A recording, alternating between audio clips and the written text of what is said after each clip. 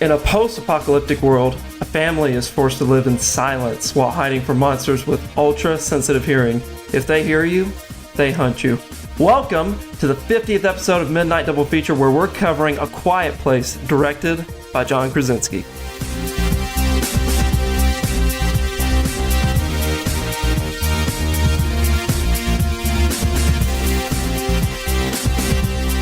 Alright, so how are you guys doing tonight?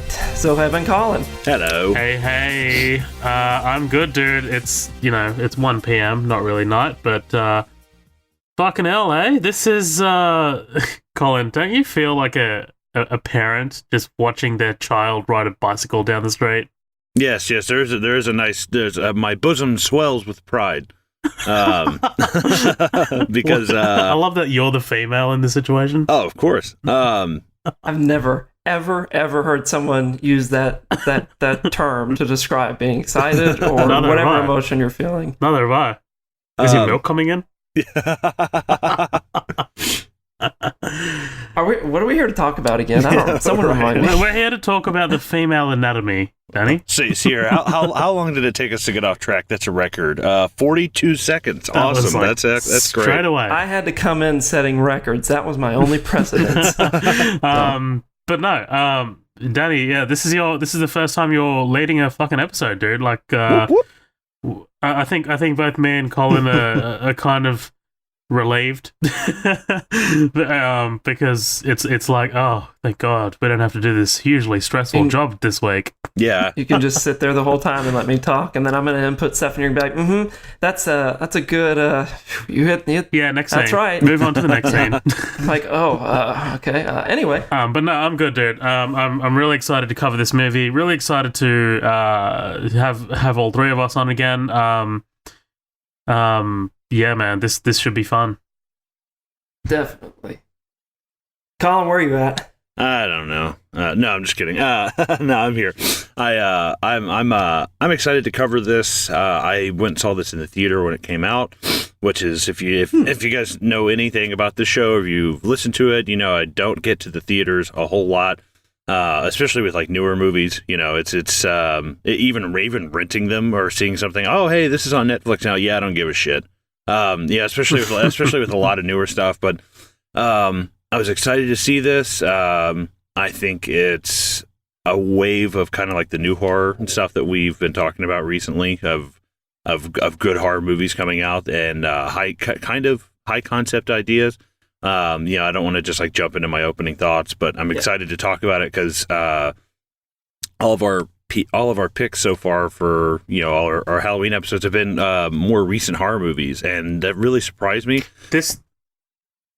I think this is our most recent pick for a feature presentation ever. Oh yeah, that's true. Because from memory, when exactly did this come out? Because I remember 6th of April. April 6th, yeah. God, 2018. That was actually I think it got exposed earlier in some film festival, maybe. I don't know. I think that was about a month actually after we even started the show. We started in March. I think we talked about A Quiet Place. I think I did a review back when I was doing like little reviews. That's right. The show. Yeah, because you did. Yeah, you did Quiet Place. I think I covered Upgrade, or or that might have been a different one. I can't remember. Though I think those were out around the same time. That probably sounds right. Oh no, that was with Hereditary. That's it, motherfucker. Yeah.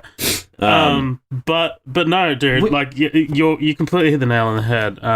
I just want to just plug something just quickly. How fucking good was last week, Colin? How much fucking fun was that with Matt Anderson? Oh, dude, that was great. I had a blast with old Maddie Cakes. Dude, so fucking fun, man. Like that show that was such a blast, man. And we covered Get Out. Directed by Jordan Peele. That whole episode is just fantastic. It's on. It went live last week. I'm probably just gonna plug our socials here, just because we've been trying to push it at the start of the episode, because, you know, I'm sure everyone goes to bed by the time we get to the fucking 2.5 hour mark. But yeah, you can find us on Facebook. We're Midnight Double Feature. We also have the After Party, which is kind of like our little meme / news / fuck around page. A lot of fun in there. It may or may not be a cult. We're on Instagram. That's at Midnight Double Feature. We're on Twitter. That's at MDF Pod. And you can listen to us on YouTube. You can listen to us on iTunes. Pretty much anywhere. But yeah, man, that's my little fucking advertisement of here, like, fucking snake oil for sale. Shit. So two things. I love the way you say advertisement. Yeah. And the other thing is, before we can even jump into this, is you guys need to talk about how this is your 50th episode that you've ever done. Dude, crazy, right? Yeah, it's crazy because I think, you know, a part of me is like, man, 50 episodes. I'm like, oh yeah. Well, I guess because we cover, you know, we've had that interview with Camp Mana, we've had our you know, we've had special features, upcoming attractions, feature presentations. It sure has taken a while for it to get good. Yeah, I know, right? Jesus. But you know, upcoming attractions, yeah. Sure. There's, I honestly, after I started thinking about it, I was like, wow, I'm surprised we didn't hit 50 episodes sooner. As much shit as we do, you know, it's as many smaller episodes and bigger episodes that we have.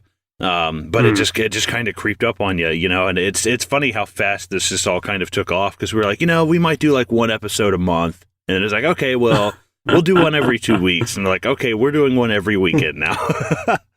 We just like fucking talking, and that was like an unspoken thing as well. Like, we didn't,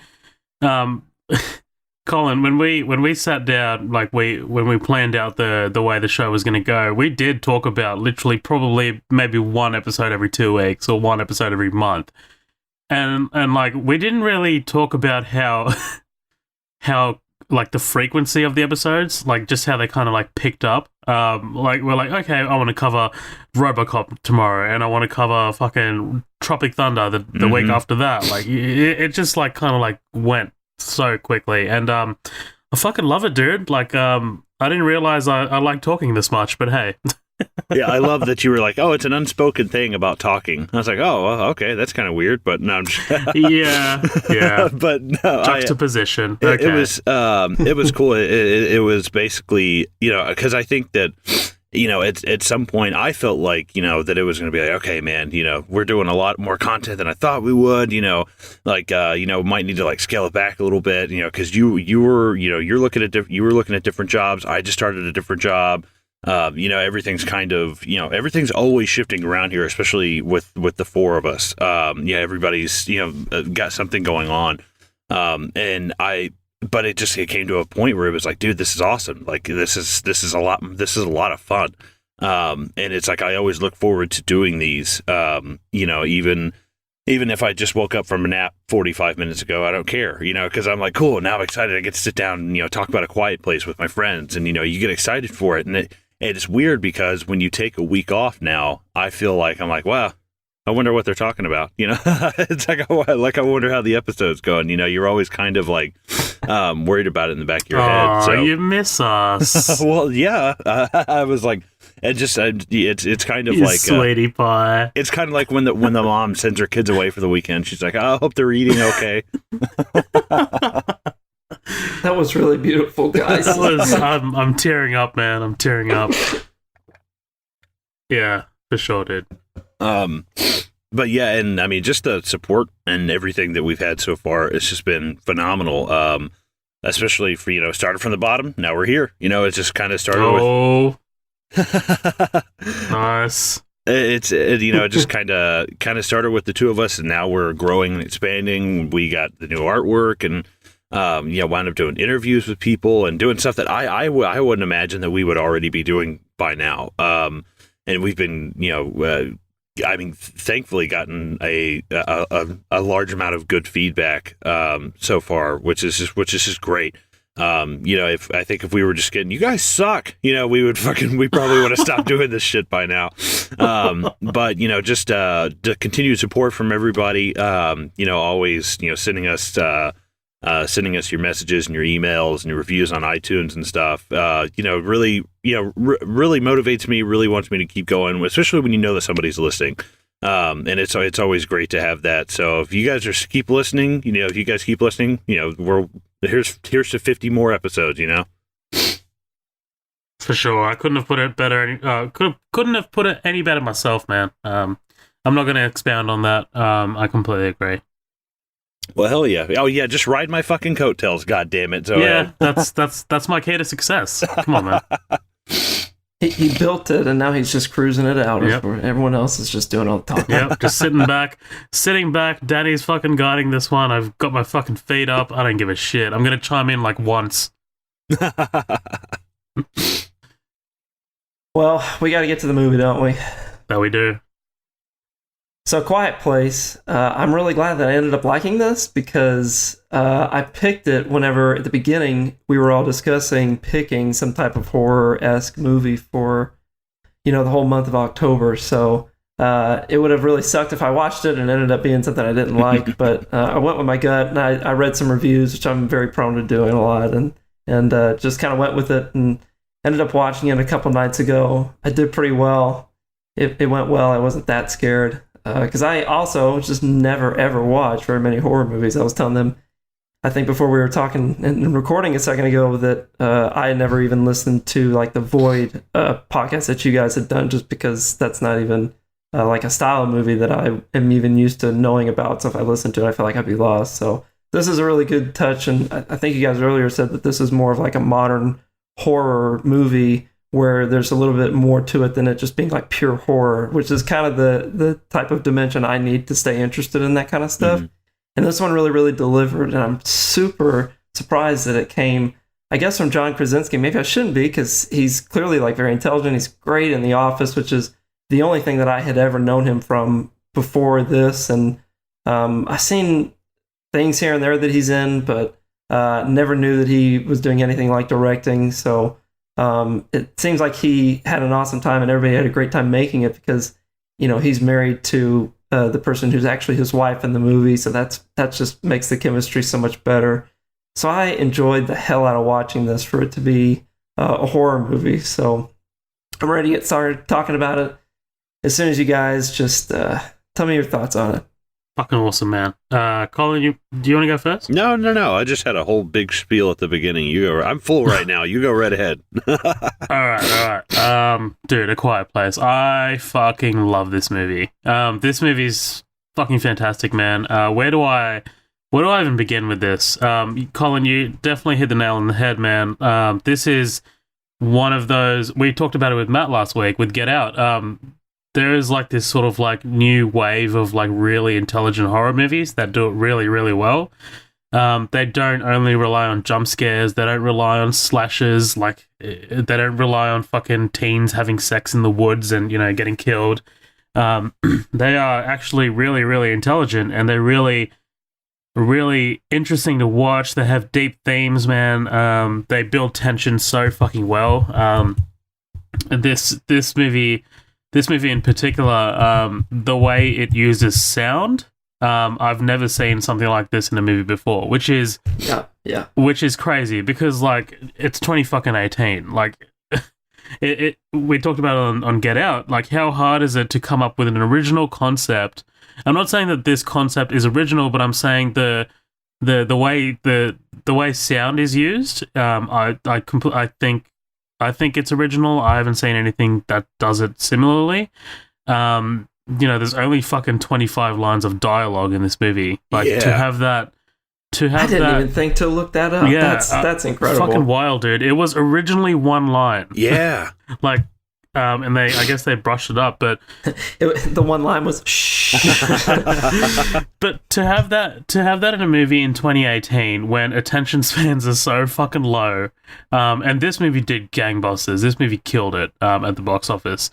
I'm waiting on Colin to play that game with you. I'm scared. I'm scared because I don't know. But dude, John Krasinski, I didn't know he was directing this until very late in the game. Obviously, I knew before I watched it, but didn't find out very, very much very soon before. dude, can we just call him Jim the entire fucking episode? I know, right? Because my love, everyone knows my love for The Office by now. If you're a listener to this podcast, then you know my love for The Office. Like, he's Jim. Like, come on, he's fucking Jim Halpert, guys. Like, he's not. I didn't find out his name until after I watched the movie. His name is Lee Abbott in this movie. Like, fuck off. Yeah. Well, I had to look it up. You got John Krasinski, who plays Jim in The Office, and Jack Ryan, and I'm like, Jesus, dude. Yeah. Jesus, yeah. Jim Ryan. And dude, like, the day I found out that he was married to Emily Blunt, my heart broke because, like, come on, where's Pam? Where is Pam? I know, like, Jenna right? Fisher, come on. But no, Emily Blunt is another amazing actress. Again, she's in my favorite movie of all time, which is Sicario. She kills it in every role that she's in, man. Like, I'm not even kidding. Like, if you go back to fucking Devil Wears Prada, like, she's good in that movie, man. But like, she's good in Edge of Tomorrow. She's going to be Mary Poppins. I'm actually keen for her alone in that movie. That's not really my kind of movie, but you know. Yeah, never my movie either, but it just looks like really well made from the preview I saw. Yeah. Just maybe because she has such a presentation on the screen just in that preview. It does look like it's fun to watch if you needed to go see it. Definitely, man. She's a great actress, man. Fucking Looper, for fuck's sake. Yeah, the Adjustment Bureau. I mean, that's such an underrated movie with Matt Damon. That's great, man. Who is she in Looper? She's the mother of the main kid. She has a massive part. Oh, I guess I don't remember it that well. I was too busy paying attention to Gordon Jason Levitt or whatever his name is, because I was like, how does he look like Bruce Willis? How does he look like Bruce Willis? Dude. And then later I saw a top 10 video about like prosthetics, and I was like, son of a bitch. We've talked about this. All right, Quiet Place. But yeah, man, it's just such a great movie. But I do want to also talk about the child actors in this movie. Like, holy shit, man, they are fucking great. So watchable. Especially Millicent Simmons, who unfortunately does have a hearing impairment in real life, which is really sad, but she does a great job in this movie, man. I've been, like, paying attention to child actors in particular lately, because I've been watching, I was telling you off air, Colin, last week, I've been watching The Haunting of Hill House on Netflix. There are some fucking great child actors in that, man, and that show feels very It-like, but without giving any spoilers away, it's fantastic. Definitely check it out. But yeah, dude, small cast, like relatively small budget, not tiny, very short runtime, fucking produced by Michael Bay. Thank you. I was shocked to see that. Yeah, Platinum Dunes, baby, Platinum Dunes. So that's his production company that mainly does horror movies. I like the fucking remake of Texas Chainsaw Massacre, but that's another thing. This is a fantastic movie, man. It gives you the answers it gives you the answers to things that you only need. It doesn't go overboard.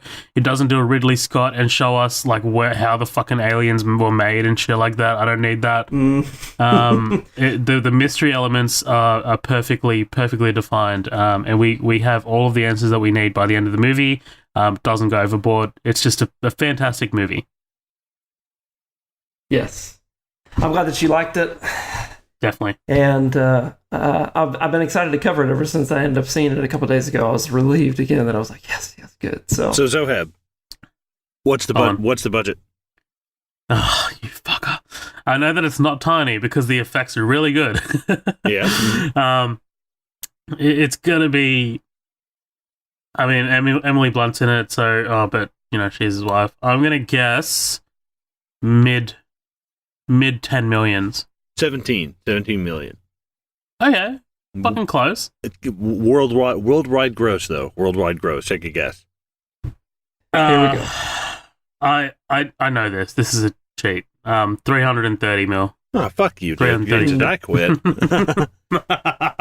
I actually knew that. That's literally the only fun part of the episode. I don't even talk about and we'll this see anymore. you guys next week. Yeah.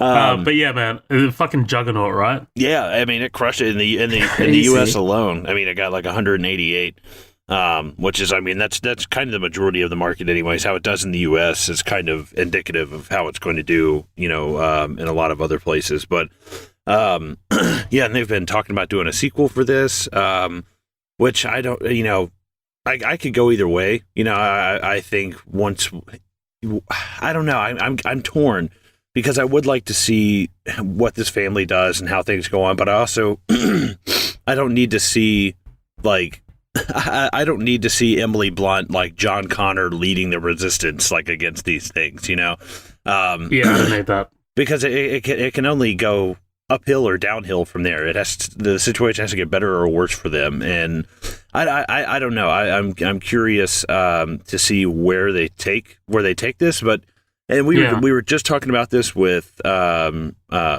God, It Follows, David Robert Mitchell and Jordan Peele. Same thing with John Krasinski. This is kind of your first time up at the bat. You've knocked it out of the park. Go do something else before we do another sequel to this. Go off and do, and he is doing other stuff. He's directed episodes of The Office before, but I really want to see him do something else before we come back to A Quiet Place, because it is great. But hopefully that's just something that maybe later on down the road that we get, if we get it at all. But I hope he goes and does some other stuff first, because obviously he's a very talented director. Yeah, he's definitely. I mean, we posted on the socials last night. He started writing the sequel to this yesterday. Well, he confirmed it, but there's no director attached, which is interesting because I kind of really hope that the sequel doesn't go down that path of, like, Sicario 1 has Denis Villeneuve, who's this outstanding director, and the second one kind of has a no-name director, and it's not as strong. But yeah, I completely agree with you, Colin. I do hope that he should try and stretch his strengths somewhere else and then come back, and hopefully see how it goes. Hell yeah, definitely. Well, Colin, we kind of just rambled into you. Do you have anything else you want to talk about with the movie before we just jump into it? No, nothing real, other than, this does kind of herald back to me as a kid watching, like, the Tremors movies. I was a big fan of those growing up. It's the closest thing that I can think of it, but it's not, it's kind of like, what's the author's name? His name's Chuck Palahniuk. He wrote Fight Club and a few other things. Really, really good author, but he's fucking unhinged, man. Dude, he's weird, a weird dude. He's on Rogan's podcast. Yeah, he's fucking crazy as a shithouse rat. Yeah, but I like that's descriptive. Jesus. Yeah. I like what Chuck Palahniuk says in one of his books. He always says a word, and he's like, so and so isn't the right word, but it's the closest one I can think of, and that's kind of like with Get Out. We were talking about, being John Malkovich. Like with this, it kind of reminds me of Tremors in a way. It is a totally separate beast. It's its own thing. But at the same time, like, it's not really a concept that we've seen done a lot before. Even if it's similar to Tremors, it's a completely different thing. But I like it. It's got a really, really great Fallout, The Last of Us kind of feel to it. It feels very video gamey. And which, I mean, all of us are really big gamer. I mean, Danny literally got me my first subscription to Xbox Live when I was 18. We've been playing games for a long time. Do what? I was just saying that was really cute. Oh, okay. I thought you were going to start cueing that Marvin Gaye music. Yeah, right. I was waiting on that. Yeah, I don't have it queued up right now. My phone's on charge. But yeah, I like this a lot. Again, hopefully this is not the back end of a new wave of horror that we've been getting for the last, few years. We've been getting some really good stuff coming out. And I just hope it continues that way. And, if they do a sequel, I just hope they don't fuck it up. That's really about it. That's all I've got to say. Nice. Words to live by. I'm ready to hit play on this if you guys are. Go right ahead. Dude, let's fucking dive right into this bitch. We're moving on in. Cool. So, I love the way that it starts out. I'm actually, funny thing, like Stoplight, Colin, like reminiscent of us because everyone else got to share like sympathy stories between each other, and now we get to bond. But at the top of his stairs, he used to always have this like stoplight, and I've always been envious of that. I always wish that I could buy a stoplight and have it as like decor in my house because it made your house look so antique and cool. Mm-hmm. So isn't that a very redneck thing? No, it didn't look very redneck. Those things are huge. I was so surprised by how huge that thing was. Yeah, it like lit up the whole room. Wait, redneck? Fuck you, dude. I was waiting for you to realize. Dude, how cool is You it? son of a bitch. How cool is it that it starts on day 89? Like we don't see like the initial sort of impact or the hit of these creatures or anything like that. It's just this first opening 5 to 10 minutes just creates such a Suspense. The suspense and the atmosphere, mostly the atmosphere more than anything. There's just so much overgrowth. Like nothing's been maintained. We meet the family. They're given so much sort of. They're given like backstory pretty much immediately. As much as you need to know that there's three of them. Yeah. You see the mom and then you see the dad. All without dialogue. Clearly they're and that they're not really grocery shopping. They're like scavenging through a dilapidated store. Exactly. And they do a great job conveying all that you're right, in a very, very short time. That entire grocery store scene, you practically understand what's really going on, except for probably the biggest catch of the movie, which you probably know that anyway if you were watching it at that point. So yeah, definitely, man. Good setup. I thought, opening on day 89 was really slick. So you brought up something earlier before we even jumped into this, was that you loved how they affected the sound of the movie and how that was almost like its own character in a sense throughout the whole thing. And that was a great point. I loved how whenever we first see the girl's name, which I think is Reagan, whenever you finally, and I had to look up all their names, I didn't even catch them once if they were spoken or written down. I never caught it, so that's on me. But whenever you end up seeing the whole world from Reagan's point of view and just the world goes silent, and it was already really, really quiet. You kind of had ambient background noise, but then you get almost just total silence whenever you are kind of perceiving everything the way that Reagan does. And it adds such a really great level of horror whenever you get to a couple scenes a little bit later down the road. It scares the hell out of you. Every time it's through her perspective, it's got kind of like this rolling sort of bass. It's cool, dude. I like it. Yeah, it's almost not like tinnitus, it's just a deep like almost like the sound of wind, probably like hitting your house outside or something. That's it. Yeah, she's got a cochlear implant, which is really kind of it's sad, I think. So to go from something sad to maybe not so sad, I want to point out that the second that we got a final count on the children in the movie, my wife and I immediately looked at each other and said, I don't think I remember a third child in the movie. There hadn't really been much exposition or description, anything other than just the fact that it's day 89 and he doesn't feel well, but he's probably going to be okay. Yeah, well, I mean, there's kind of a reason that you forget about the third child. Right. It's a reason that he might not have shown up in much of the trailer. See, but his death. I mean, like the way it affects the rest of the movie, and the themes, man. Like the way Millicent. Yeah. Sorry, I keep calling her by actress name. Reagan. The way she's kind of really affected, like by the guilt. She wears it so well for such a young actress, man, and I love it. She's great. It feels like actual angst. Like it feels relatable. Definitely. Yeah. I love also something else I wanted to point out was they just very, very delicately introduce you to this whole world. You're not just thrust into something just swinging its pincers or whatever the hell those things end up using, like right in your face. The kids are kind of running around and you have to understand what's going on there. And then you see Emily Blunt's character, the wife, Evelyn. And then whenever John Krasinski ends up getting introduced as Lee, it's just out of focus, kind of in the background, and you can just tell from his stature that it's probably like the dad. And it's just a neat, kind of delicate way to kind of bring him into frame without just totally taking over the rest of kind of this whole opening. But the second that he does come on screen, I'm just like you, Zohab. I know him as Jim, and I'm attached, and I'm watching him. So he's got that badass beard, man. He was in the last not the last one, the second last one, the 13 Hours, Secret Soldiers of Benghazi. That's directed by Michael Bay. He's got this fucking massive beard as well, and he's fucking ripped. Like, I'm like, that's not Jim anymore, is it? Man. Yeah, it's weird seeing him with the beard after watching him for so long in The Office, but he did a really damn good job convincing me in this movie. I can definitely say that. Absolutely, man. He's awesome. I'm just gonna call him Big Tuna from now on.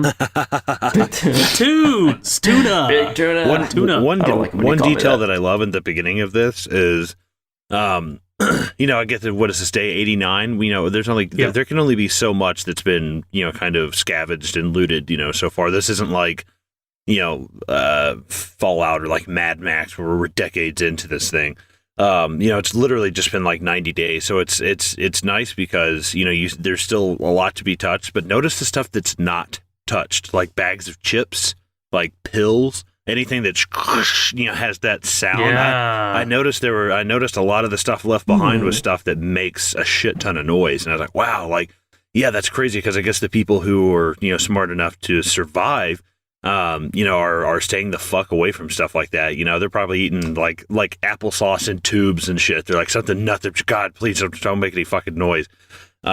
But I thought that was really cool, and something that just kind of caught right away, because usually, end of the world, that prescription pill thing would be like fucking wiped out, whether or not you're talking about people who are actually are like drug addicts. You also have people who legitimately still need that kind of medicine. So I thought that was really interesting right off the bat, like what could be so horrible that people would literally leave food and medicine behind because they're just like, nah, fuck it. It's just not worth it. Fuck it. I was like, God, that must be desperate, man. So that level of detail you're pointing out, somebody that commented on the fact that we were covering this week, Jackie Knight actually pointed that out. She said, I love the flick, saw it twice in theaters, which is a rare thing for me. I've come across a few hearing impaired people in my workplace, and I love the attention to detail this movie committed to, like the auction for the new baby, the felt tokens for the games we're playing, like Monopoly, I think is what she's talking about, of course. And then like the lettuce leaves that they use in place of plates. Made me believe that's why this family has survived so long. That was all Jackie Knight for commenting. So thank you. Jackie's awesome, dude. I was going to say, don't get jealous, Zoheb. All right, settle down. Stealing your Australian thunder. Hey, Jackie, we're brethren, all right? we got each other's back. But no, she totally hit the nail on the head, man. Like the level of detail that Krasinski and company kind of put into this movie, it's going to come up soon, but like when they're walking on what is it, salt? I think it's sand. They're walking on sand. Looks like it's sand. Yeah, they're walking on sand. It's crazy, dude. I love that shit. And then like even like later in the house, when you notice like the floorboards, like the creaky floorboards have been replaced with like newer, I guess, more sturdy floorboards. Fucking awesome, dude. Yeah, all the places are worn out on the ground where they had been stepping so long, probably from learning that that's where it doesn't creak, probably where the struts are under the flooring of the house so that they don't make any noise if they don't need to. It's great, man. We get this scare with the rocket ship falling off the shelf. That's like our first big indication of like, because it's so calm like up until this point, and then shit could have gone so south right there. Yeah, and it's not probably long until they have to run into another situation like that. As a matter of fact, it's probably only a few minutes later, but the only reason why, right, is because, or at least you're led to at least perceive this, is she gives him the rocket back as kind of like, hey, you know what, it's all right, you can take the rocket ship with you, it's not a big deal. And then he decides to end up taking the batteries with him, which is just any little mistake that you make is just the end of your life, and it doesn't matter who you are, apparently. Yeah, fuck yeah, dude. That's one thing this movie, the only thing that I can feel like I can compare this to that hits that hard right off the bat in terms of like a post-apocalyptic film is The Road Warrior. If you've, again, Matt, listen, I will suck George Miller's dick right now. I fucking love Mad Max so fucking much. But I, right there in The Road Warrior, basically in the first act of the movie, we have two people murdered and there's like a rape scene. I mean, it really sets the tone for how this world is going to be. And, when you come out and hit somebody that hard, that soon, and that early in the movie, it's like, God, you're really setting a precedent and you're really setting the stakes to let people know, hey, anybody can die. This is not something where like, oh no, this is our main characters though, so they can't die. Like, no, we will kill a kid right now to prove a point. Like, holy shit. I haven't seen that in a lot of movies, and I thought it was great. I was watching this with Lindsay and a friend of ours, and when this kid gets snatched up, he was like, "What the fuck?" Like, he looked over, he was like, "What the fuck just happened?" I was like, "Dude, I'm telling you, it's that kind of movie." He's like, "I was not expecting that, man," and he was quiet for like the next 90 minutes.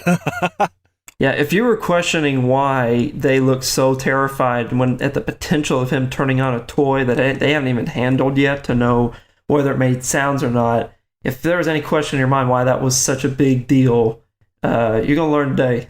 Yeah, right. Especially when he comes... in like 30 minutes when you're walking home. When he fucking pulls up and has it in his hand, they look at him like he's walked out with like a C4 bomb. It's like a gun. I mean, like, where did you get that? Yeah. That moment, do not hold that anymore. That moment is so pitch perfect, man. Like, when the tension there is just like ramped up to 11 like immediately. And like all of like the sound kind of drops out, and Krasinski's face, man, it's just like pure horror. And I love Blunt here as well, man. She's just like frozen. Oh, dude, it's fantastic. But like as he's running, like I love the music. I love the score in this movie as well. Like that's another thing. During like the sort of quieter, peaceful moments, they have this beautiful like piano that plays. But then this moment, it's kind of like this rolling sort of like urgency. And he looks to the right and he sees something approaching. We can't really like see it yet, but man, he's so close to him. Like he nearly reaches him, and he's just, oh god, I couldn't imagine the heartbreak. How many times do you think they had to practice their terrified, we've been discovered look? Because it is truly terrifying by the time you're watching and seeing them react and seeing how he's running towards his kid. I think it's Bo. To try and get him before, he gets snatched up. No, you're right. A lot of the fear, and a lot of the tension is through their reactions.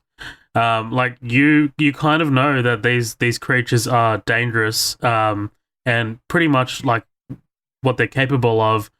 We don't really need to see what they're capable of. We just kind of need to see their reactions and how they're reacting. If the fact that they're this scared and they're taking this kind of like precautions, it's just like, oh my god, these things must be fucking serious.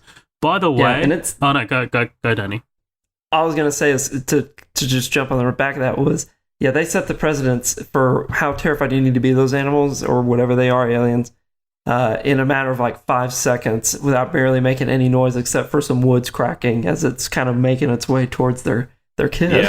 Yeah, for sure. I did actually kind of laugh my ass off when they're walking out of the grocery store and there's that newspaper. It's like, it's sound. And it's like, well, I didn't need that. No, the newspaper clips kind of take me out of it a little bit because I'm like, okay, the world is ending and like heaves like everywhere, I assume. And someone's like writing a fucking report. Let's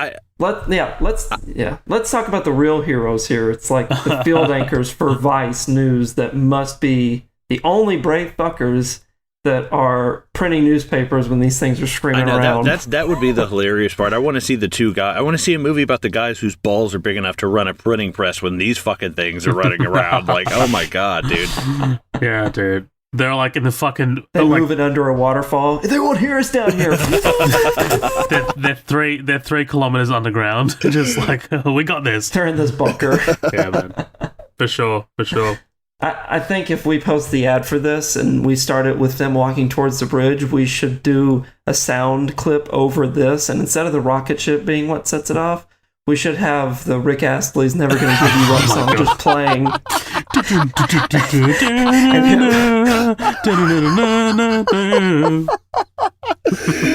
fucking just great. Running towards him full pace. That's fucking great. That's genius. Danny, I'm not doing that. I can edit videos too, so we're no strangers to love. Oh god. And then it's just that silence. It's day 472. Yeah, it's like I just fucking superimposed something. You just got Rick rolled, bitch. But yeah, man, that's probably one of the best pre-title sequences I've seen in a movie all year. Like that was that just fantastic, dude. Yep, in a smooth, almost practically 10 minutes, you're aware of everything you need to be aware of. And one last thing before we kind of move into the following day that's a little over a year later is The little girl Reagan, she has no clue why they're turning around when they turn around and look past over her to Bo, and she's kind of sitting there like, why are they looking at me? And then when she's connecting it and just everything sets in, you almost have to experience that horror multiple times throughout that scene. The only person you don't get a reaction from, I think, is probably Marcus, the kid, Marcus, who looks pretty ill. Yeah. Right. Yeah. So we're moving into farm life, right? Which is a little over a year later, and she's still experiencing being deaf, but she's just getting used to, I guess, maybe having to lay in sand all day because that's probably what they do for fun. At least that doesn't look very fun to me. But I like the pan out from the camera later after Emily Blunt's character Evelyn comes along and kind of just grabs her and kind of beckons her inside. And it zooms out from the basement that Lee's character is just so terrified of letting any of the children down there because it's kind of like their fortress. But it's a really, really cool pan around scene where you get a little bit more clarity on exactly what's going on, and as it pans around the room. What did you guys think about that? How neat it was, all the different newspaper articles and system that he had set up in the bottom, that he probably has a regimen. He wakes up every day and goes, all right, from 7:30 to 7:50, I'm going to be preparing this and sending this SOS, and then I'll have to check and see if there's any new newspapers that maybe came out somehow or whatever. He's regimented, and it's eerie to see that they're so acclimated to it. Yeah, I loved it, man. It's just such a great way to show how prepared he is, and how he's going to great lengths to try and figure out how to survive. Like, basically, like, this is a survival horror movie, man. Like, like The Last of Us, it's a survival horror movie. You need to do anything and everything that's humanly possible to try and protect your family. And it's just, this pan around is so great. It just shows you exactly how he's doing that. If you do take the goofiness of the newspaper headlines out of it, it's still kind of effective because, I mean, come on, man, those newspaper headlines are pretty goofy. One of them, if I've seen houses is like my wife and we've walked around a neighborhood somewhere. Sometimes you'll see a house that's, unfortunately, they've been evicted from it, and there's a very official kind of government document that they put on the door. Yeah, I think, like sealed, kind right? of describes that yeah. So they actually have a note of those. I paused it during the movie to see what it said, and it's from the Department of Defense, U.S. military, and it says, "You are on your own. The government as we know it has been compromised due to invasion by hostile alien forces. Remain safe, stay still, stay alive." Dude, nice. Department of Defense, awesome. U.S. military. That's fucking awesome. If you had that level of I mean, I'm going to make up a word because I'm Tennessean and we do that, but if like officialness or just authenticity of that whole situation being real,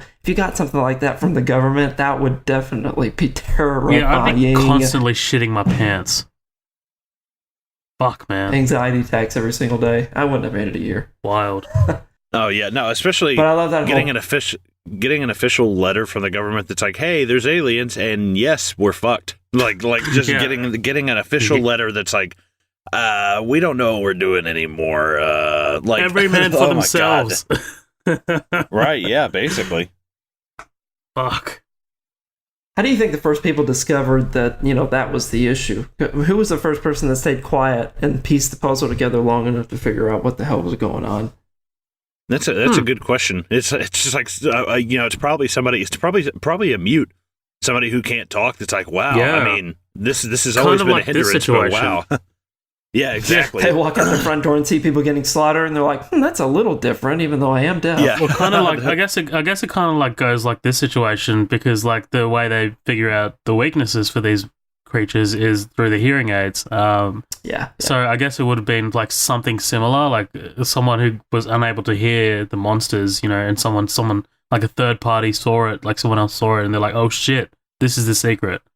But yeah, man, like this is our theory right now is that the college for the deaf, like it's some technology college for the deaf, is probably who pieced all this together because they were the only ones quiet enough that whole time while this was going down to figure that out, right?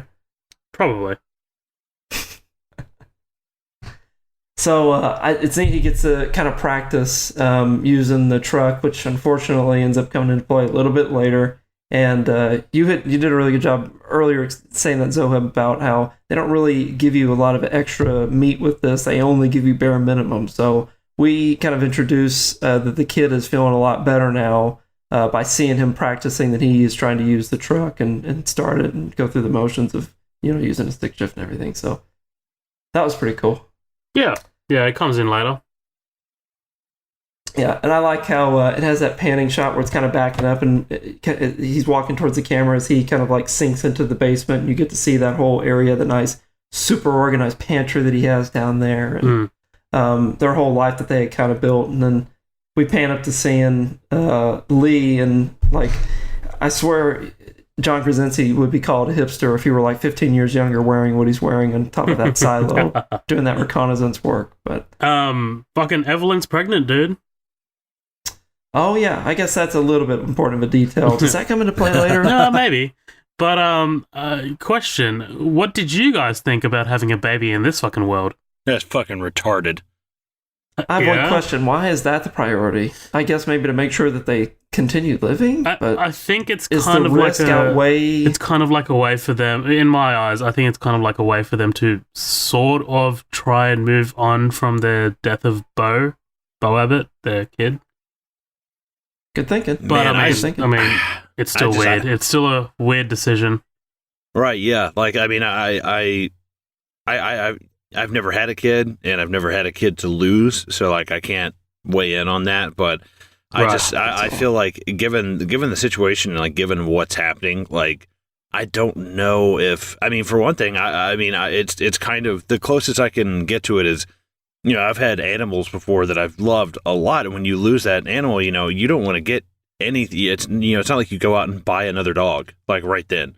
You have that time to like mourn from that. And I personally, I don't think I could have another kid or not that the kid is replaced, but in a way, not a replacement, but it eases the grieving process of losing Bo. And I personally, I don't think that I could do it because what these kids are going to have to go through. I mean, they're lucky in a sense because the thing that's actually the quote unquote disadvantage, that their daughter has to go through really winds up being the thing that probably saved all their lives for the fact that they can communicate without speaking. Like they kind of get a leg up on things, and whereas in a normal functioning society that could be considered an impairment, which I thought was cool. But at the same time, stop trying to fucking recreate the Brady Bunch or the goddamn Swiss Family Robinson, because it's I think this takes place in 2020. So here it is, 2020, 2021, and as far as you haven't found anybody. You find one or two people randomly here or there. But there's no way I would be having a kid in the middle of this shit. No fucking way. Yeah, I think this is my least sort of favorite aspect of the movie, but you do kind of need to get over this little speed bump because there are some great moments that come out of this. If she's not pregnant, we don't get some pretty fucking amazing scenes later. We don't get we don't get their little moments that Jackie Knight mentioned in her comment. I think to create tension, you do need to have this a little bit. I don't know. I just thought maybe there does need to be some sort of suspension of disbelief here. Interesting. Yeah.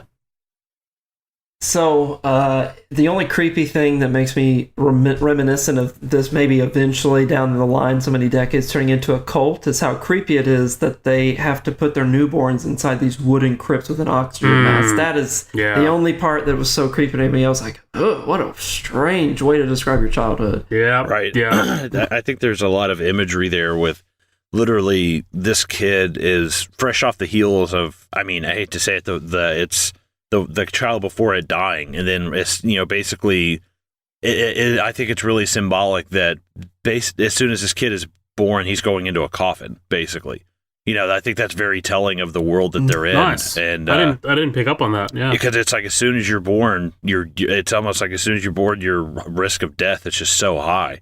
So we're because of the death of Bo, we're so on edge. Because this movie, like I said, is not afraid to kill a motherfucker. So we know what's possible, and it terrifies us. Yeah, that sinking feeling that we got when we pieced together that third child probably wasn't going to make it out. I thought, oh no, I hate that. So it's definitely a traumatizing way to have to start. Them trying to create, I guess, a fourth person inside their family that they ultimately end up doing, but. So we've gone through a little bit, right? We end up moving on to them in the evening time. Looks like they're making dinner, and we can tell that Reagan is still not probably getting along very well with her father. And there's a really cool way that you feel that animosity without them saying a damn thing in that whole scene. It's so cool. Just the way they sign language, the fact that she's loathing having to go in there and even tell them that, dinner's ready, but, she kind of forces them to go in there, and you understand that that's going on. But them going through Monopoly, and then she finally just can't take playing Monopoly anymore, probably for the 458th day in a row at that point, and he ends up knocking over the lantern, and we get our first really, really big sound. I think they were just trying to end everything right there. They were tired of playing Monopoly at that point. I want my park place back. Fuck you! And knocks over the lantern. Also, I noticed, I think maybe the camera panned away before I could tell, but if you're playing Monopoly and you land on go, I'm pretty confident you get $200, by the way. 200. If you land on it, it's really? 400. I didn't it's fucking double. know that. I've been playing it wrong fucking all these years. Are you kidding me? Yeah, right. What sucks is that they're going to have to replay that 472-day-old game of Monopoly because their finances are way, way off. Yeah, you're going to need an accountant for that bitch. So, he douses the fire out. Crazy moment, Crazy moment. The most traumatizing thing as he's getting up is the fact that they are having to recount all of the money that he flung everywhere so they can see where they were. I'm getting off Monopoly. Dad, come on, man. I'm playing the game here. You're legitimately concerned now after that sound goes off because they are all in the direct vicinity of that happening, and it was very, very loud in the evening time. So it just is kind of like a typical jump scare. 2 raccoons that are jumping up the house because... Didn't love this. So Colin, remember that one time here in Tennessee when raccoons fell off our house? Oh yeah, sure. It happens all the time. I'm actually looking at one out my window right now. I hear them running around now at Zoheb, so you're going to hear pitter patter later that it's just raccoons. We don't have raccoons, so, and in my two... kangaroos or big spiders that are the size of these aliens, whatever. But fuck you. In my 2 visits... We're still coming back at you for that redneck comment, you son of a bitch. In my 2 visits to the States, I never saw a raccoon. I saw squirrels, which we don't have, but...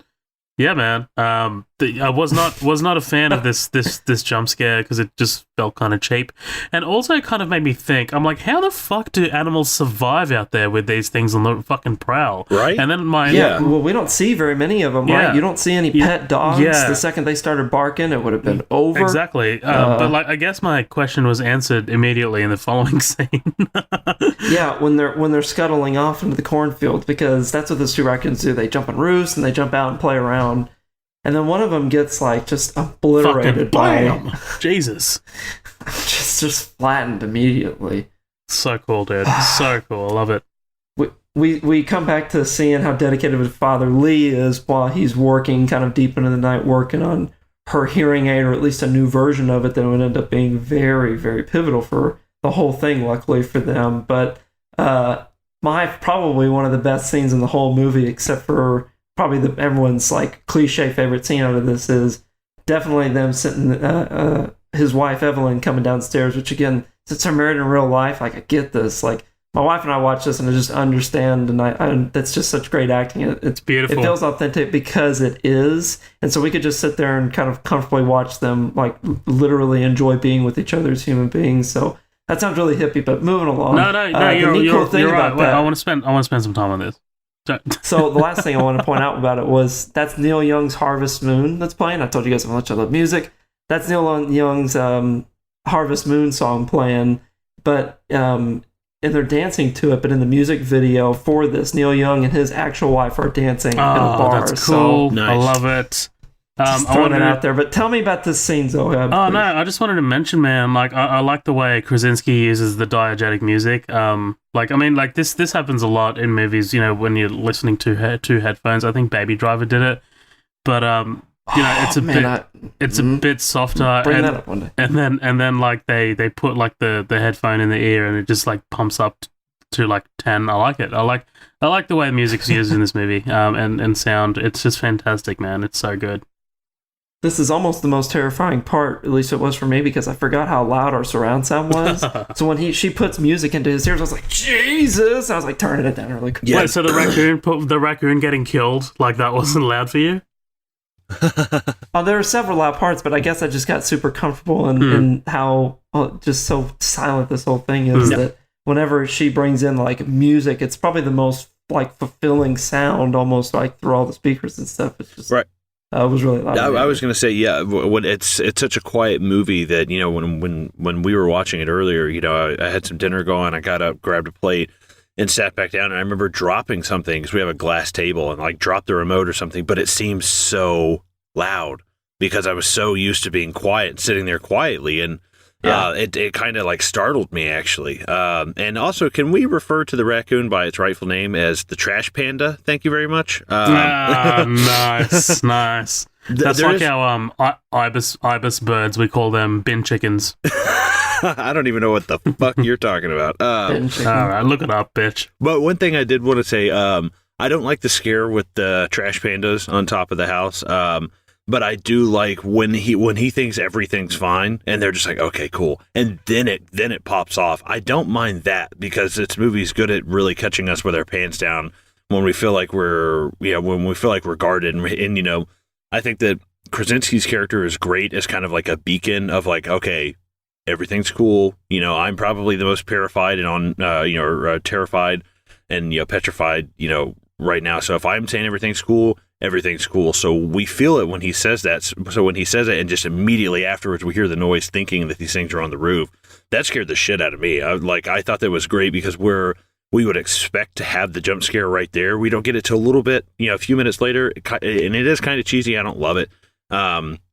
But I love, you know, just as he thinks everything's fine, that's when there's that noise on the roof. I was like, that's fucking cool. I do like that. But yeah, the scare later on, and it's just like these two, they don't even really look like raccoons. You know, I was like, what the fuck are those things? I kind of thought the same thing, and maybe they aren't. I just didn't pay attention, but it was really hard to tell, like a blurry gray CGI blob that just immediately like goes into a blue, like a red pancake, and gets slid off. I mean, it's so fast.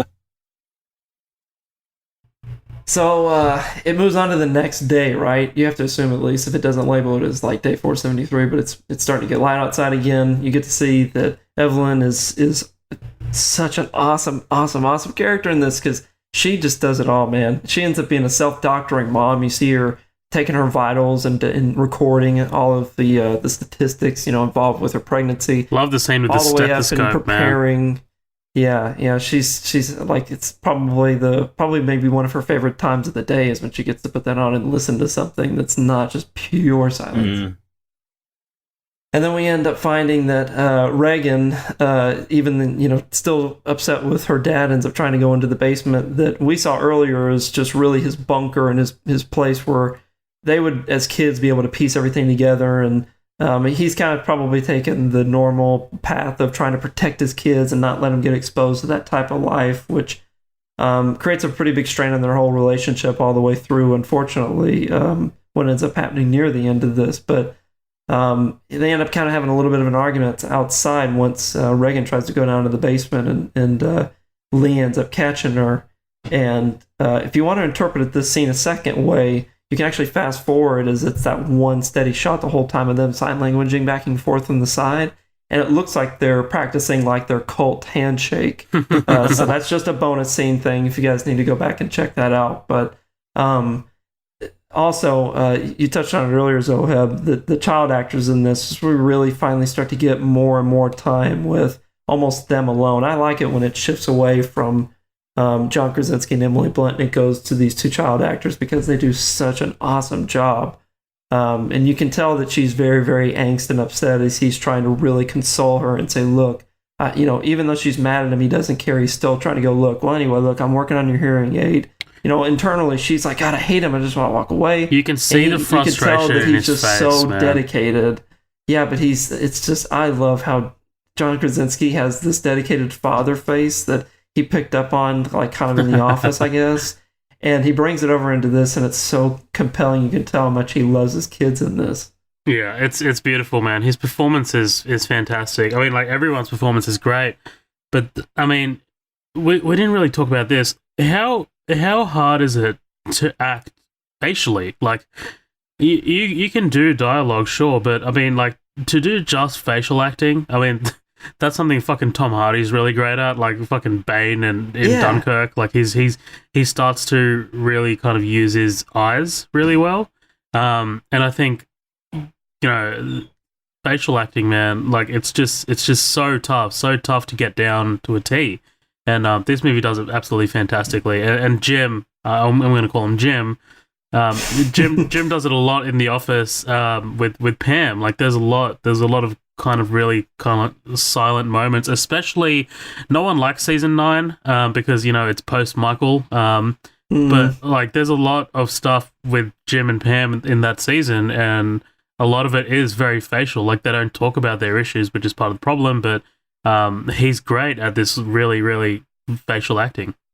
Yeah, it's almost like a level of mime, like just to be able to get your feelings across in that way. I think personally, my favorite actor who does that is De Niro. I think De Niro is fucking amazing at facial acting, and not just like squint your eyes and bring your face down into a grimace. I literally just did that. Yeah.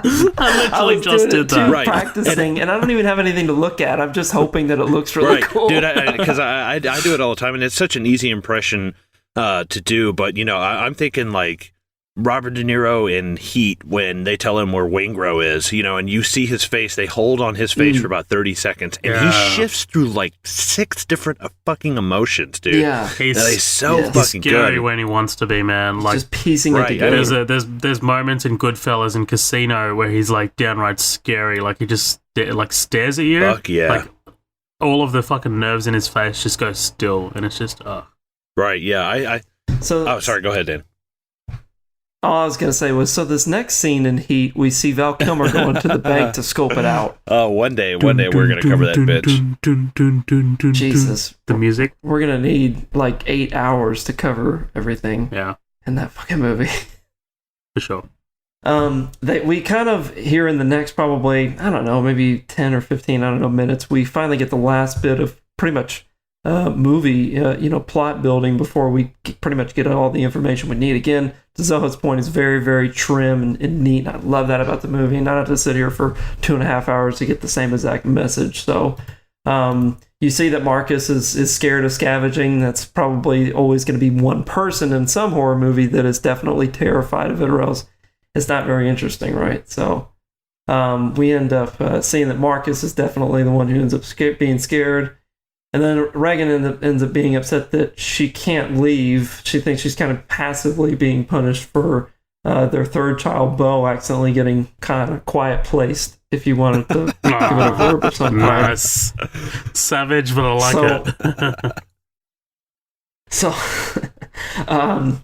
she's frustrated by herself, kind of up in the loft of that barn or wherever that is, and notices that her hearing aid still doesn't work, and you can just see her get to that breaking point, which is an awesome scene of watching her piece that together. You can tell that, I don't know how those hearing aids work, where it's practically magnetized. I'm imagining that maybe it's like a steel plate that they put in their head, and it clips it, like magnetizes to it. Yeah, they're not really hearing aids.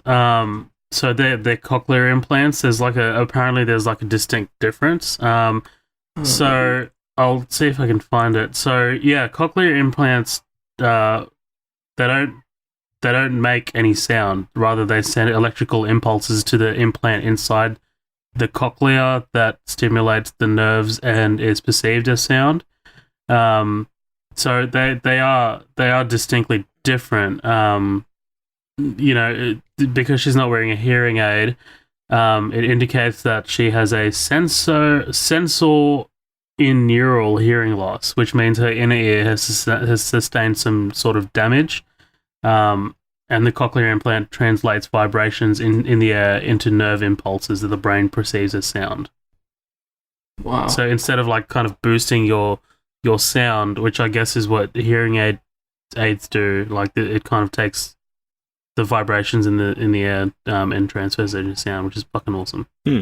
And it's even crazier probably to see John Krasinski's character researching and understanding all that through self-teaching, and unless maybe he had that knowledge beforehand. I don't know what their positions were. I like to think he researched it. He's like that driven to help her out. And you know that moment, like we'll get to it later, but it's fucking beautiful. But this moment, dude, she is out fucking standing, man. Like when she just breaks down crying, my heart breaks, man. I know, you can tell she just doesn't have anything really happy to smile about. Millicent Simmons is just an absolute angel in this role. Yeah, I think watching it this time, it's one thing to not be able to say anything, but at least they have, you basically can never speak unless you're, around a larger sound, or a louder sound. But the thing about her is, even if she wanted to speak, she can't. Like, she's deaf, and even if she wanted to, she's got so many strikes against her, kind of, in this world. And I think that, it's one thing. It would be one thing if it were like, oh, I wish I could just go somewhere and just scream. Go stand behind a waterfall and just scream and get that out. But she can't even do that. Like, to be, to be kind of shut off by the situation around you, to literally be silenced by, the environment, but then to physically, literally be silenced, like to not be able to make that sound. I couldn't imagine like what that would be like, not be able to talk and basically not be able to hear anything. And like that's got to be the worst, especially when you're frustrated, because there's times, I was playing Halo 5 earlier and I was like, God damn it, getting fucking killed. Like, I couldn't imagine, given the seriousness of the situation that she's in, not being able to just get that out somehow. That would eat me the fuck up, man. I would just feel like I'm just like trapped. I felt that, I guess that's the best way to describe it. I felt really trapped for her. I felt like, man, you have no way to get out that frustration. Like, that would eat me up, dude. Yeah. And using no words, you understand. Probably not fully, of course. That's got to be awful to be deaf, but you kind of get an inkling of the stress that she has to go through every day. It's always an uphill battle for her. And this type of living environment, almost 500 days into this style of life, has got to be really, really tough. 100%.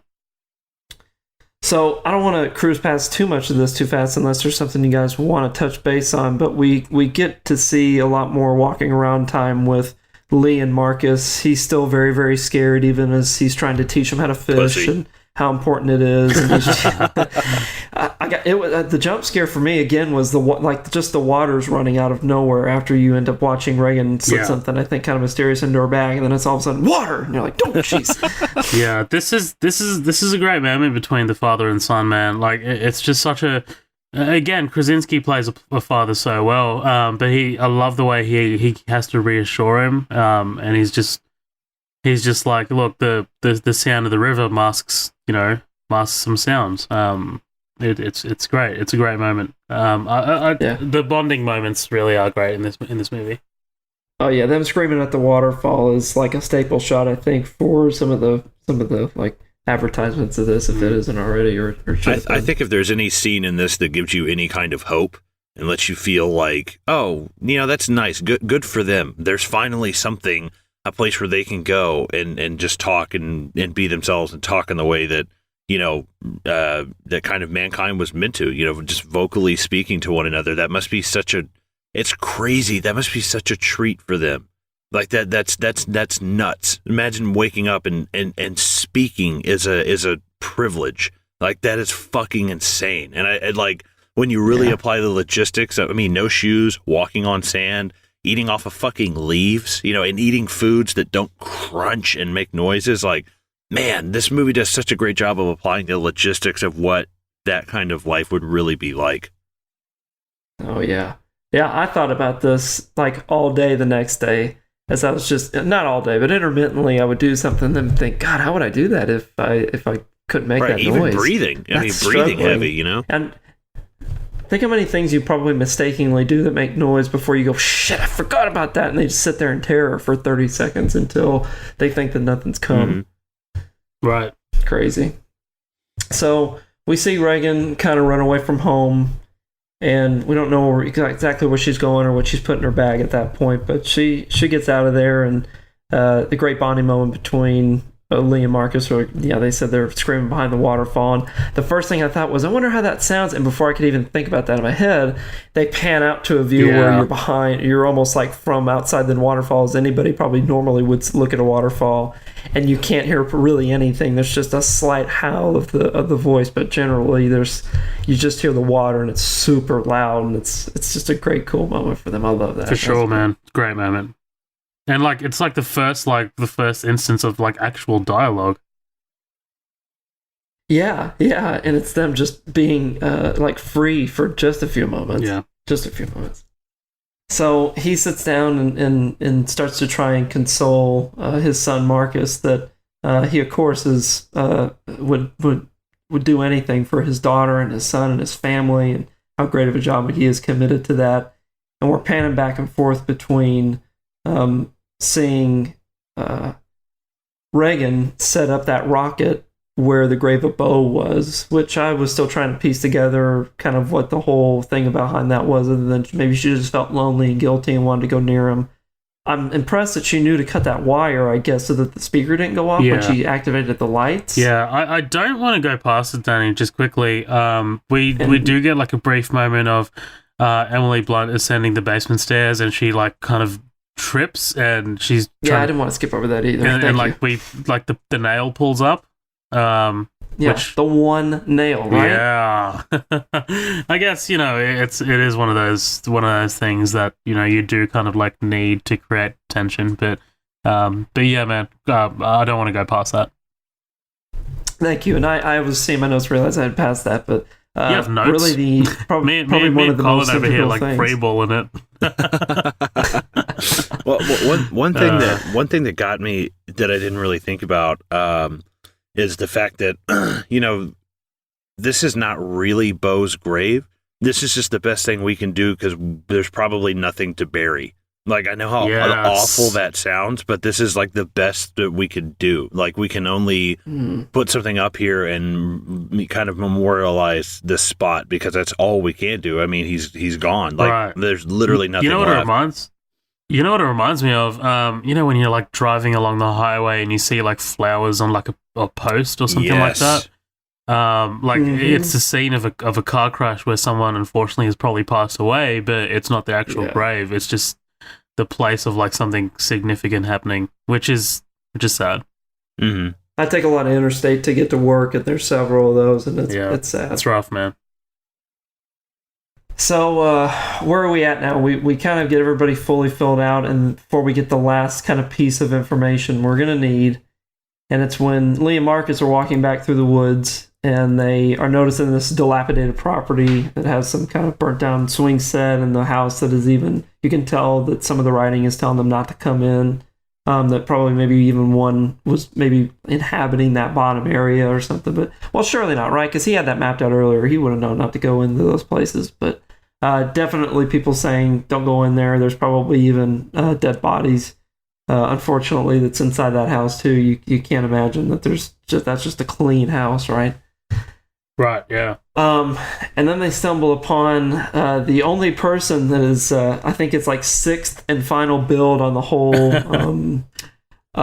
movie, which is kind of the old man that is unfortunately build as man in the woods.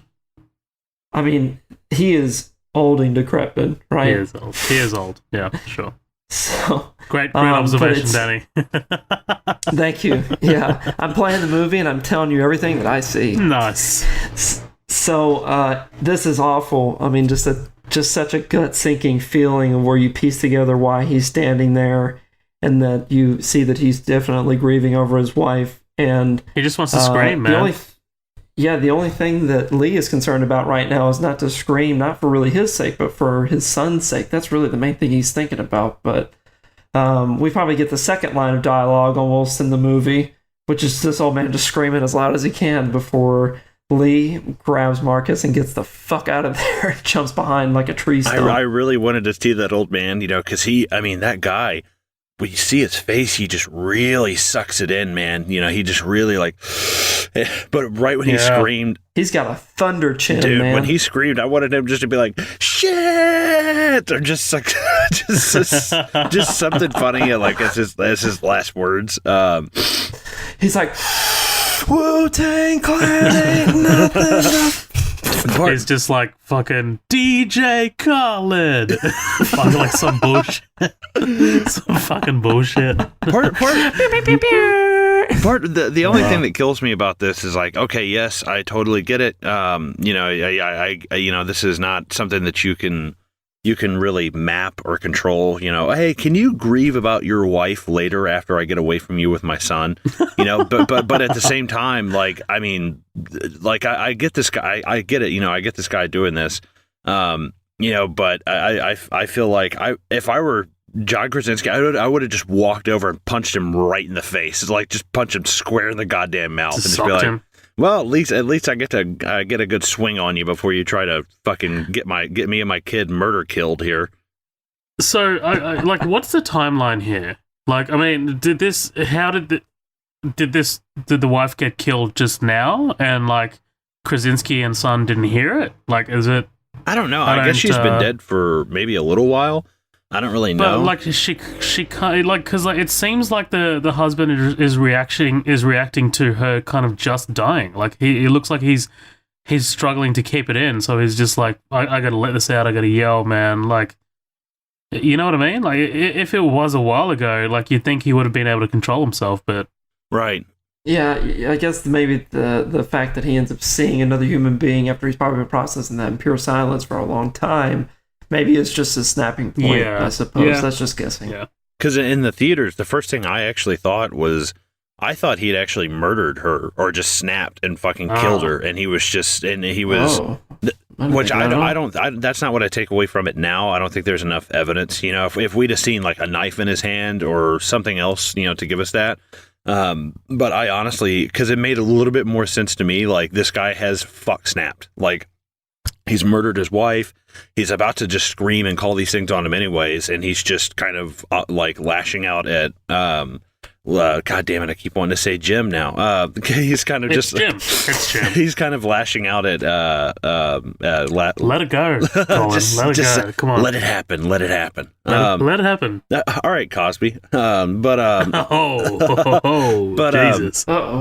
But yeah, I thought this guy did this just kind of maliciously, just kind of fuck it. If I'm going down, you're going down too. This is just the kind of world, that they live in now. But that's not what I take away from it. But I don't know. Part of me feels like I would have liked to have seen that scene more now than the one that we actually have. It's just this guy who just snaps and has killed someone.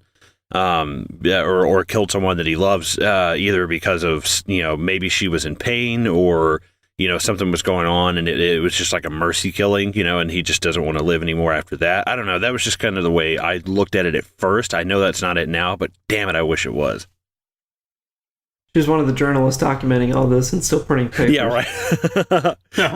he holds up a paper like, hey, I'm about to scream. You need to run now. It's like a headline, like Daily Bugle. This just in, I'm about to die. And hot off the press, get the fuck out of here. Well, the turning point of this movie is when Reagan is absent from helping Evelyn the way that Lee had told her that he had expected her role to be, and then we end up having a water breakage issue. But before we dive into this entire crazy ass scene, do you guys want to take a quick break? Yeah, sounds good. Hell yeah. Perfect. We'll be right back, everybody. Excuse us.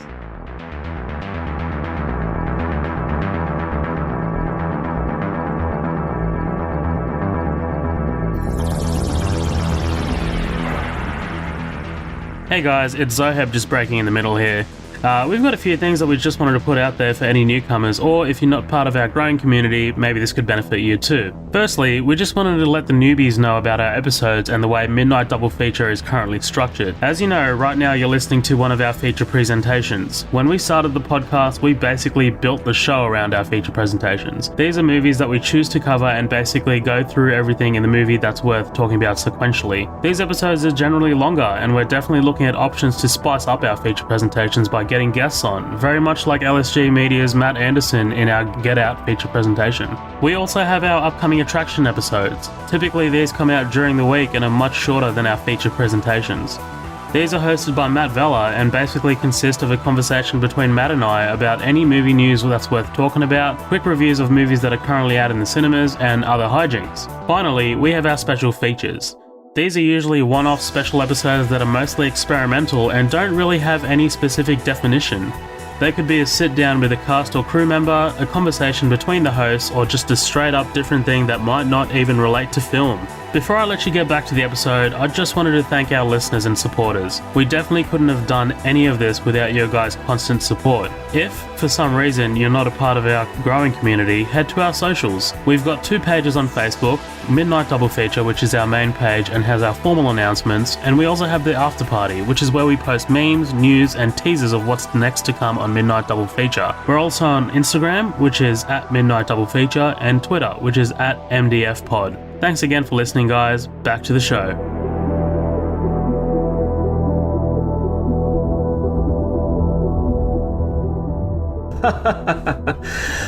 Those darn kids. Wasn't that so fun to listen to? Anyway, we're back.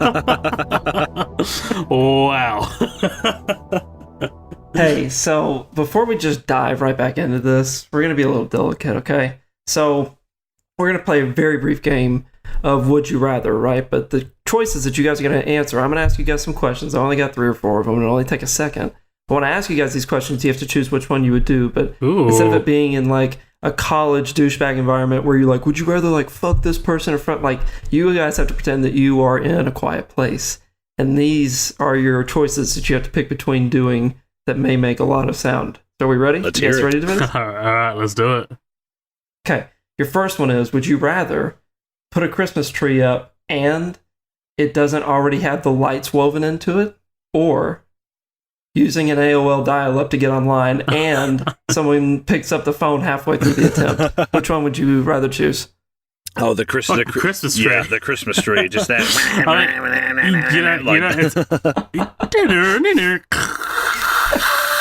Like it's funny because I get that reference. Like we used to have dial up too. So we did. We lived out in the middle of nowhere, and they didn't have high speed internet out there until probably the past 5 or 6 years. So we practically were probably one of AOL's main subscribers until I moved out and got married, and we finally got our own internet in you town. became an adult. Right. Yeah. So here's the next one. All right, would you rather try to prevent a sneeze, but you're unable to close your mouth? Or would you rather try and prevent a cough, but you're unable to close your mouth? Both of which are pretty tough to do if you've ever accidentally found yourself. Oh, the cough for sure, man. When I sneeze, it's like a shotgun blast. It's loud, and I just like there's a large spread and dead people everywhere. Because a cough, I can. With a cough, you can there's definitely been times, not that I do anything that makes people cough a lot, but when you're suppressing that kind of cough, it's way easier for me to do that than to stop a sneeze. A sneeze is just like, once you start feeling it, it's like, nah, it's pretty much there. Even if you try to pinch your nose and hold it, it's still going to come out some way. I think I'm gonna have to go with the sneeze. You are right. Coughs are pretty much a lot easier to suppress, but someone told me at work, when I used to work at this place, if you put your tongue to the roof of your mouth if you think a sneeze is coming, you won't sneeze. And I try that every time now, and it fucking works. Oh. It actually works. You just literally put your tongue to the roof of your mouth. It's so fucking weird. See, that's interesting because I tried that once, but I bit my tongue in half. No, I'm just kidding. I mean, Explains why Colin always sounds so strange. I couldn't sneeze for the mouthful of blood, but hey, it worked, I guess. I don't know. So all of those earthquakes in Japan, that's you sneezing, right? Right. Dude, yeah, absolutely. I've got to patch so many holes in my wall here at the apartment. All right, moving on to number 3. Okay, would you rather blow on a Nintendo 64 cartridge until it successfully works, or microwave dinner in the kitchen while going to check on the mail? Now, remember that you don't know what could happen between going to get the mail and coming back, and we know how loud microwaves are when they go off, so it's just something to remember. Oh. I think I'll have to go with the cartridge. Oh, see, I would go with the microwave. You can catch the microwave like a second before that bitch dings. Yeah, but I mean, like, what about while it's microwaving as well? Like, it makes noise, right? Yeah, I mean, I guess there is some kind. Yeah, there's like a low hum, but man, that is. And then, like, you know, we don't have to dive that deep into it. I guess. Like, was it popcorn or open and close the door as you're like fucking going for the mail, like the mailbox itself? You're gonna have to open up the fucking envelope as well, right? Like, have fun with that, bitch. Or package. Can I combine my cough from the second question to be the exhale that cleans out the N64? Can I do that? Let's get multitasking. That's about the only thing. Can I use a lifeline? Yeah. Now, we're getting way too complex with this. I have no fucking prize. You realize that, right? I have Matt Veller on the line here. All right, here's the last one before we move on, okay? Would you rather, and again, under a quiet place circumstance, so you're not allowed to talk about anything. Definitely marry Emily Blunt. Oh, that was quick. Colin? The other option is dance underwater with an octopus. You choose... No, this is really it. Would you rather be in a car with Colin after passing a RoboCop poster, or be in a car with Zohab after passing a Sicario poster?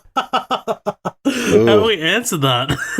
I don't know, because I feel like once I see... Who has more restraint? I don't know, because once I see RoboCop, I'm gonna start quoting that shit left and right. Like, what would be hilarious is the scene is driving by, seeing a RoboCop poster, and I have to put my hands over my mouth, and I just can't like stop, or there will be trouble. Like, I would fuck up, dude.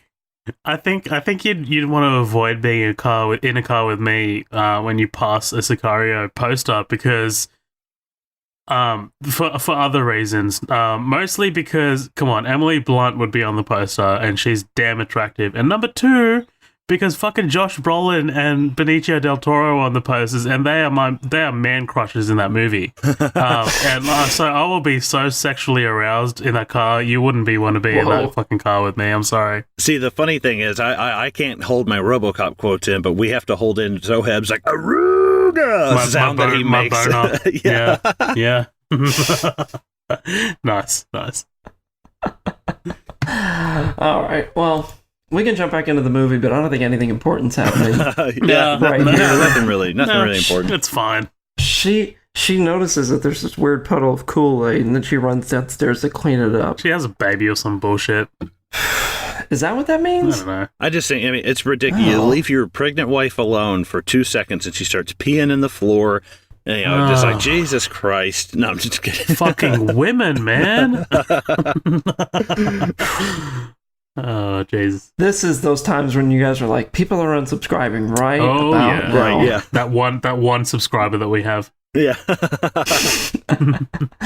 I was pregnant. I gave birth in a post-apocalyptic world with monsters that hunted by sound, and I don't appreciate that. I'm offended because I can relate to that. Of having fireworks go off. What? We talked over each other. Just keep going. That was wild. That was wild. So she's walking down the stairs. She very, very, very painfully impales her foot with a fucking nail. Oof. And you almost like feel it in your own foot when it goes through. And it's definitely, you know, it's there. I remember because I watched this. I've seen this 4 times now since April.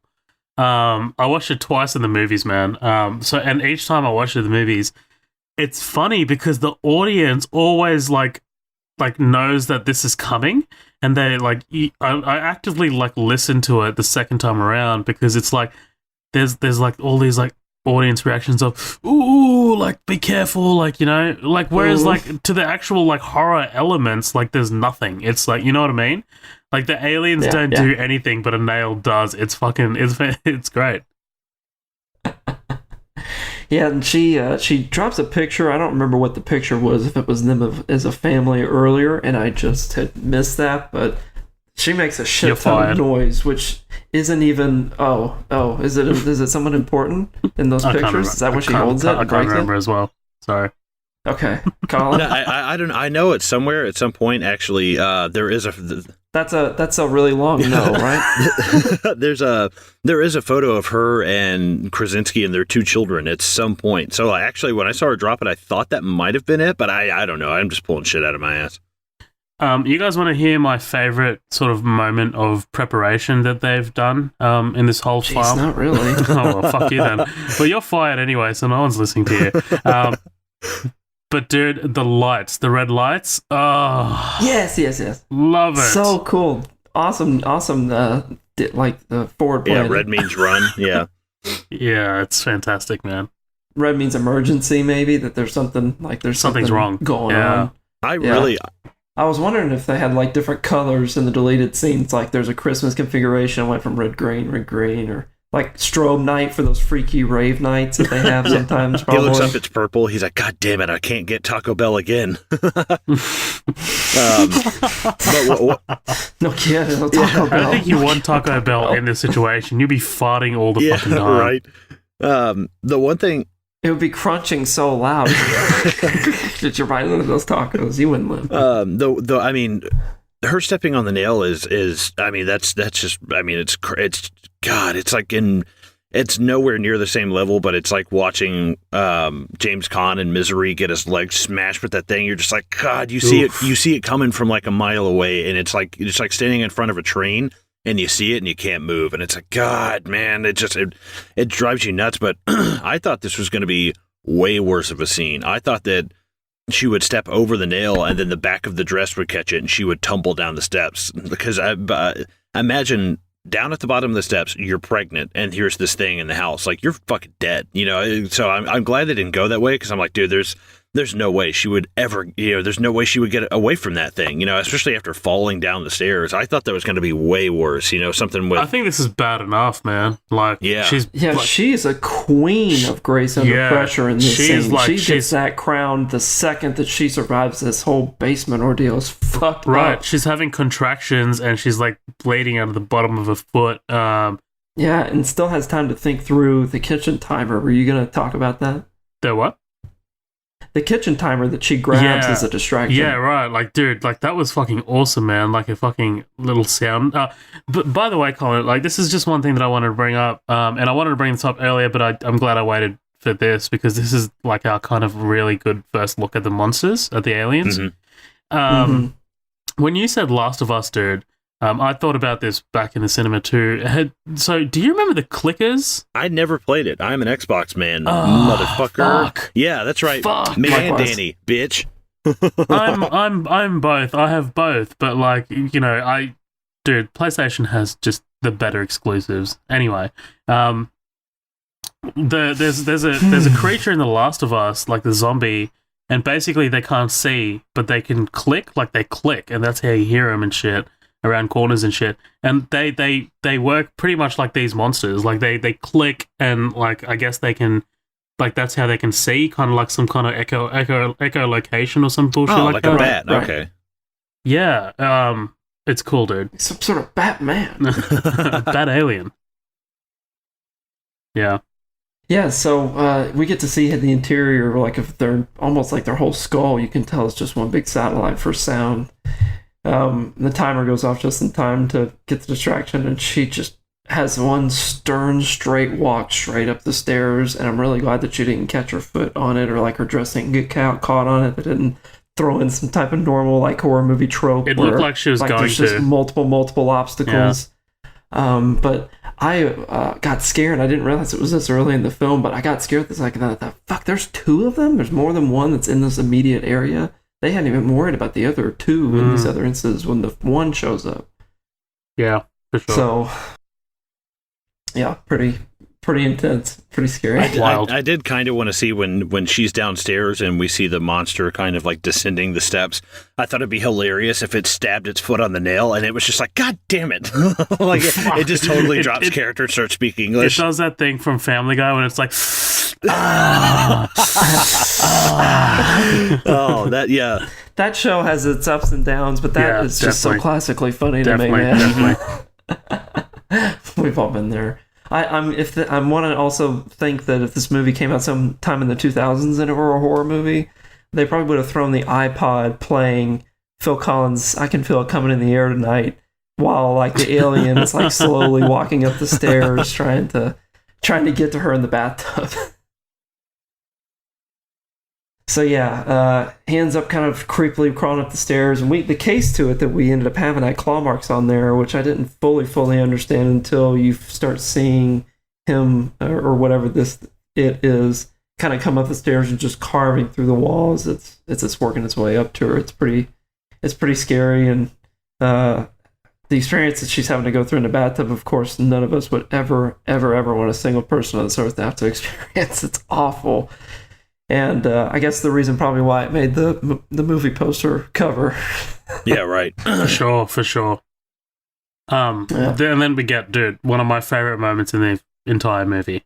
Like this. Oh, yeah. The way this builds up, man, like the music just kind of builds up. It just kind of crescendos. And you know she has to scream. Like she's going to, like the old guy in the woods, man, she has to let this out. So like eventually the pain just kind of overwhelms you and your human instinct is to scream. And when she does, man, oh my god, like the firework, it's like boom, and then you get that awesome shot of Krasinski running out of the shed with the just fucking booking it outside. I love that shot. And that's one of my favorite shots in the movie, man. Like it's just kind of like this long take of him like running, and in the background you've got these like fireworks. Fantastic. Yeah, that's a bitchin' shot. Definitely. So good. And this is like basically this kind of kicks off this entire 35 minutes of action sequence. Like this whole last half, this bottom half is intense. Mm-hmm. Right. I like it because it's not so because this is I mean when you think about it, $17 million. Where did most of the budget go? I guess probably to like their star power, and they do have some CG, I'm guessing. Right. But there's so little action like in the first two acts that they kind of like backload it. It's nice because it's primarily in the third act, which is great. And I think that's just really telling the fact that look how this is making us feel in terms of sound, and we're applying this to like our real world lives and how it would affect us, and there's almost like no action sequences. This isn't something like Shaun of the Dead or John Carpenter's Vampires or something where we see people like hunting down these creatures. They're so much on the receiving end of having to live with these things and just adjust their way around them, and we have like such little action going on. It's just great. It's just seeing how these people, I mean, even just the smallest things, like seeing Krasinski load the shotgun under the blanket so they don't hear him. I was like, damn, dude, like everything down to the fucking smallest detail is like thought of. And that's just great writing. That's just plain and simple. It's just great writing. Yeah, that's how they make a horror movie that has such an original idea, end up having a lot of like a third dimension to it. That last aspect that really draws it apart from the rest of them is how well they emphasize on these things. Yeah, you're right, definitely. I do want to touch on something about the bathtub birth. Okay. Just about the baby. So this is a piece of trivia from IMDb. It's a little long, so I'll try and speed through it. But that Evelyn began suddenly bleeding a large amount of bright red blood was not a normal part of early labor, and was suggestive that something had gone wrong in her delivery, such as conditions where the placenta is damaged or begins to prematurely separate from the mother's body. Oh no! Yeah, no, These conditions can cause a lot of blood loss in the woman, the baby, or both. This explains why why Evelyn lost consciousness after her delivery and why there did not seem to be a problem with the baby crying right after the delivery. Because I think that's a kind of like a hurdle at first. Like you're thinking, God, wouldn't a baby be like fucking bawling its eyes out? And that was definitely a question that I had in the cinema. Mm-hmm. But the baby, okay, so the duration of silence from the baby after birth would be unusual unless there was a problem with the baby, such as blood loss, which was explained by the sudden blood loss Evelyn had in the bathtub. Damn. Interesting. I would have never known any of that. Wow. Yeah. Just even more character building for how amazing, she is as a character in this. She's great, yeah. Yeah, the strongest, definitely. So, I thought it was probably a little cheesy to me that sound is just such of an essence in this whole thing, and when Lee comes back upstairs to look for her and he doesn't see her in the bathtub and he starts assuming that maybe the monster like snatched her or something bad happened, and then she just slams her hand against the shower. Like, but my wife and I are both like, what? That was how you wanted to get his attention? Yeah, was it's like making a huge ass fucking noise like, I'm in here. Yeah, it's just another example like the raccoon thing of a jump scare that didn't really need to be in there. Yeah, I feel like that was somebody maybe like convincing, like, hey, we should make this a scare part for them. Just a quick thing. So the bathtub scene was done in one take, and according to John Krasinski, as soon as he said cut, Blunt immediately fell out of character and asked the crew, "What's everyone having for lunch?" I thought it would have been hilarious after she does like the hand slap on the door if he opens up the shower thing and he's just kind of like, hey, what the fuck is wrong with you? We're in the middle of like he's just like lays, she's in there fucking covered in blood holding a baby like a foot wound, and he's like, oh, you think you're in bad shape now? Make another fucking noise. Oh, God. Jesus, Evie, noise. We talked about I dare you, I double dare you, motherfucker. Dude, they start like sign language arguing with each other, and it's super intense. Just that's what I was gonna say. His hands just start moving really, really quickly. Like he's like talking so fast. You just hear clothing shuffle so fast, where there's just like, oh man. But we kind of move to the part of the rest of this where it's almost segregated in a sense, where the parents are practically together with the newborn, and then the two kids that we've been exposed to this whole time end up kind of going on their own adventure, but not before the little boy ends up, I think, kind of strolling kind of lazily into the corn out of nowhere, and then I think ducking under a truck after that strobe light effect, very cliche in a way, kind of just goes off as he's running away. So I was like, oh, okay, I guess maybe he got so panicked that he got scared and just wanted to run into the corn because he thought it'd be safer in there. Maybe that was the last part of this whole thing where I was just like, what though? Really? That's just me. Yeah. The crappy thing is when she ends up coming along later, and I know I skipped a little bit about them kind of preparing the baby, but I'm just trying not to jump back and forth because they do that a lot here near the end. The alien or whatever ends up creeping behind her again, and because she's deaf, she clearly has no clue. And when he kind of crept out of the crops, I was thinking to myself, did he just come out of that creature come out of the crops because it just got done feasting on the little boy, and I got really scared for him and whatever had happened to him. Right, because it's like we don't know where he is. We see this monster. Like you can put two and two together, you know. Yeah, but cool moment of letting the audience know that these things are vulnerable. Mm-hmm. Right. Yeah. When she ends up pressing her hearing aid against her ear and noticing that he's reacting to that, and it's crazy that the idea behind the way that's like skull gets exposed by, it's almost like those huge it's almost like satellites as part like segments of his skull that kind of pop out. What do you guys think of the design of the creatures? Oh, I think it's fucking great. Yeah, pretty unique and simple and not bad to look at. Yeah, they reminded me of like mini Cloverfield monsters. Yeah, I actually read about that they were, apparently this is somehow connected to the Cloverfield universe. Oh, really? Not, I mean, in a tiny thread. Apparently this was, I think this might have been a script that was played around with as part of being the Cloverfield universe, but they decided not to do that. They decided to keep them as totally separate entities, which is I think much better, anyways. Smart, yeah. Right. Because, I mean, 10 Cloverfield Lane and the other one, Cloverfield Paradox, didn't start off as Cloverfield scripts. Mhm. They got made into Cloverfield afterwards, which is the weakest part of those two movies. Right, yeah. That's pretty cool. One thing I do think is interesting is how much these creatures actually remind me of Venom. Because I mean, for one thing, the teeth and the black. I mean, that's one thing, but the sound, the sound is what's interesting because that's the only thing. And I mean, I haven't seen the Venom movie. I probably won't go. Yeah, don't. Yeah, I probably won't go check it out until it's like on demand or something. But I knew from the cartoon show and the movies and the comic books that it's basically sound that hurts Venom. It's like vibrations. I thought that was actually really interesting because it's like this thing kind of looks like it, but also has the same kind of weakness.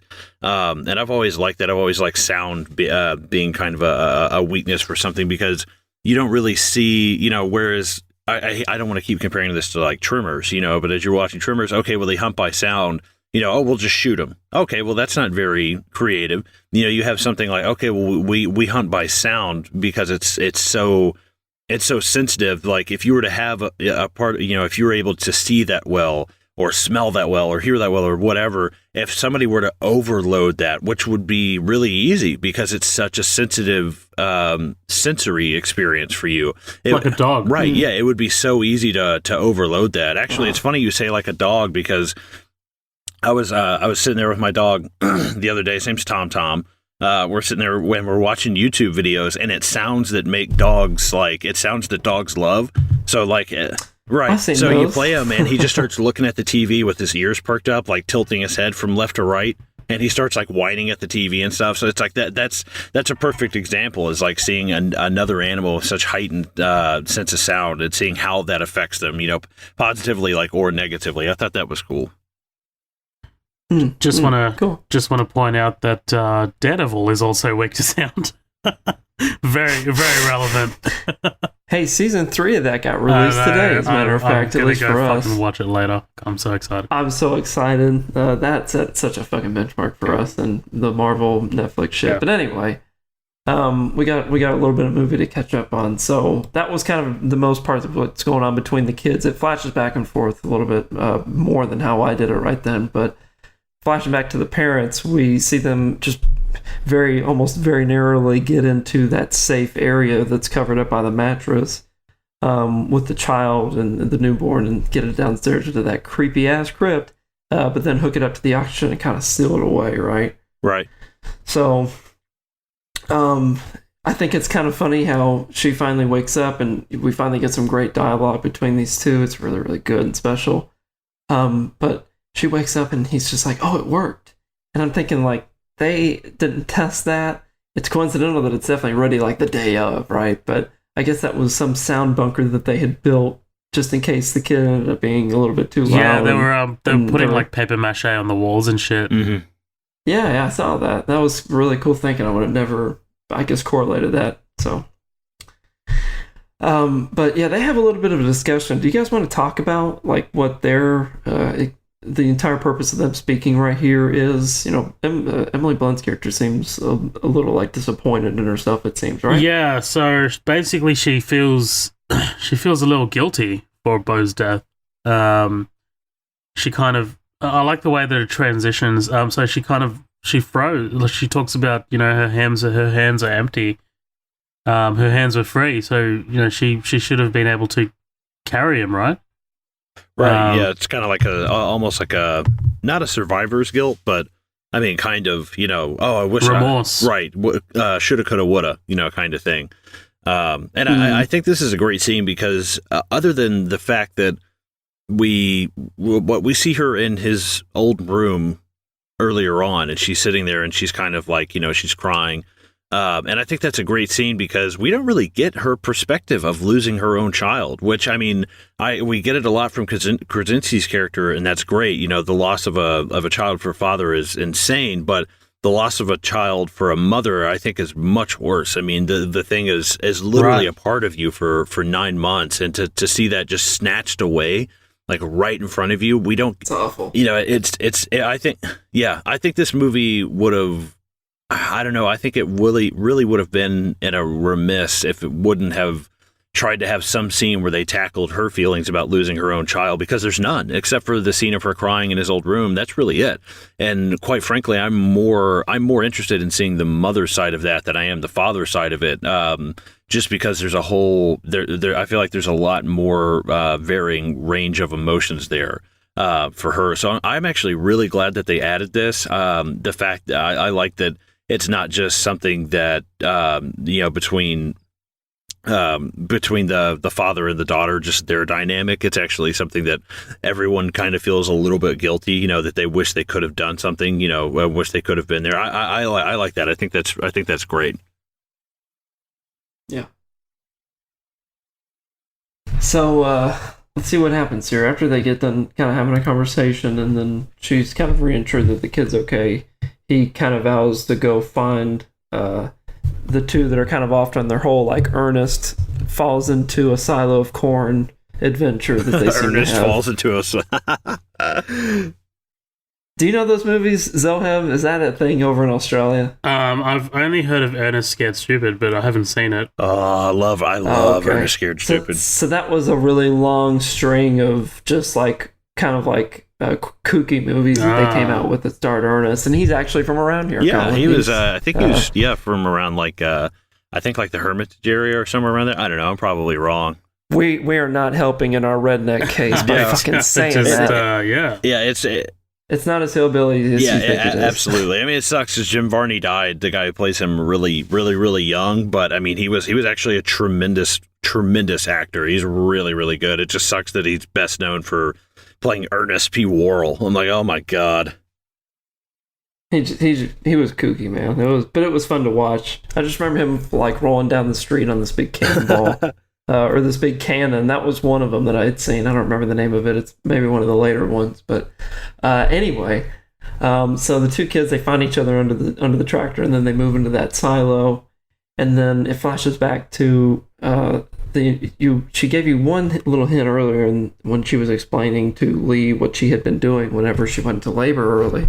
And that was that she was doing the laundry. And once she kind of dozes off and gets some very well-deserved rest, when he goes to search for the kids, she wakes up because the basement's flooding, and then that crypt is luckily floating around. So that's like a quick thing that she's like, all right, well, at least that's not an issue right now, but why is my basement flooding?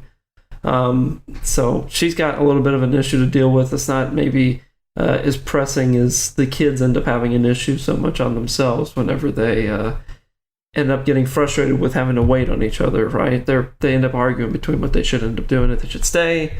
And of course, all that's contradicted because Reagan is very upset with her father and just doesn't have any faith in him coming and rescuing him, which is just a shitty feeling.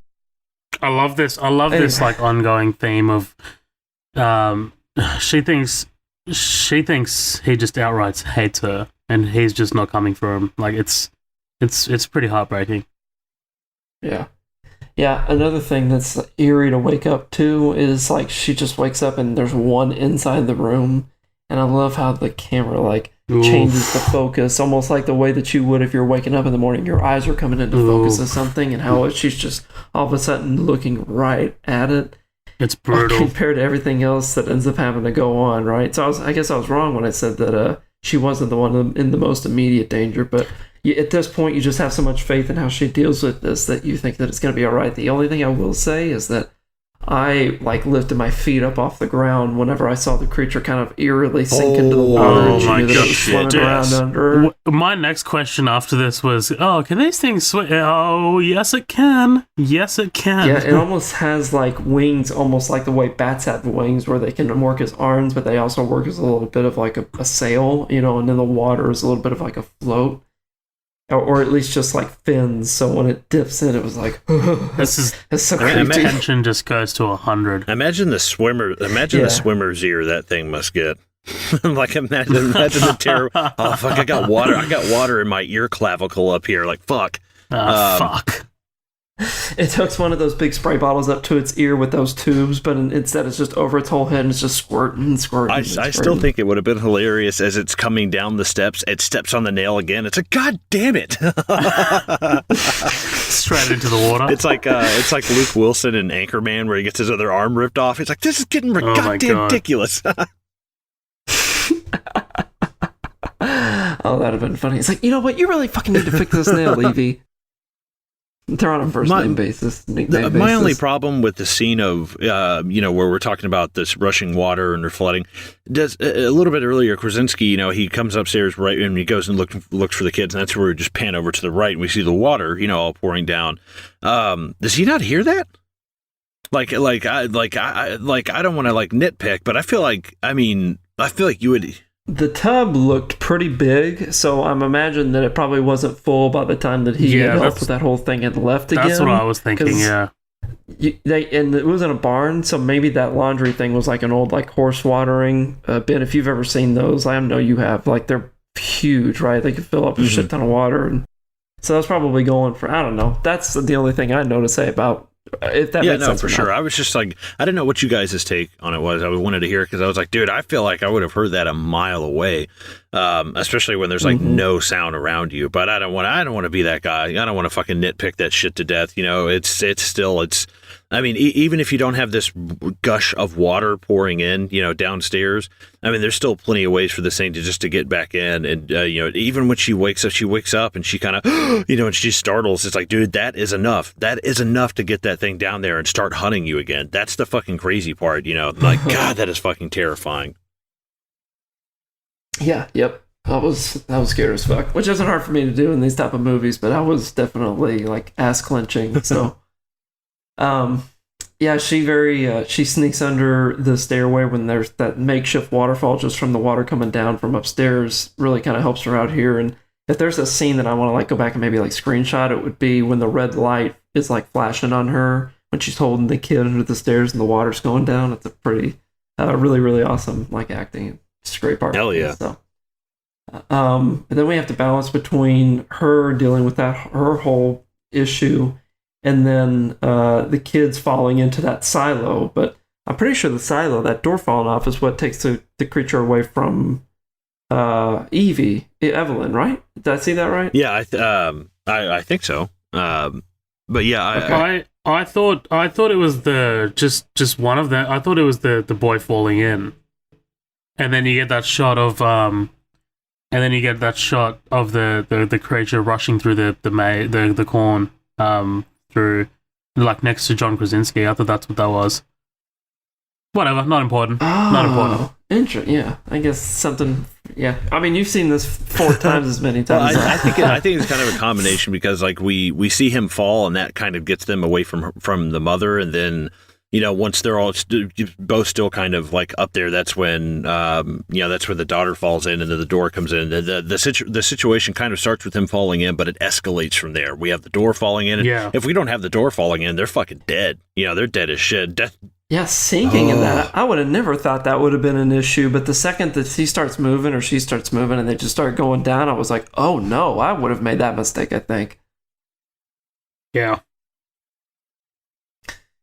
So yeah, the door falls in and it's creepy. It almost seems like it's about to just chop him. I was really hoping that wasn't a new element where they were limping away with one arm and one leg, where the door had maybe chopped off one of their limbs or something. Because it does get super, super close before it lays down, and then they end up using it as a float before they end up using it as an island as a haven. But then it's just pure silence after we hear that door just kind of rattling back and forth and back and forth. Yeah, this movie kind of gave me the fucking scares of corn. I'm fucking scared of corn now. Tasty, bro. You don't go near corn silos anymore? Tasty as shit.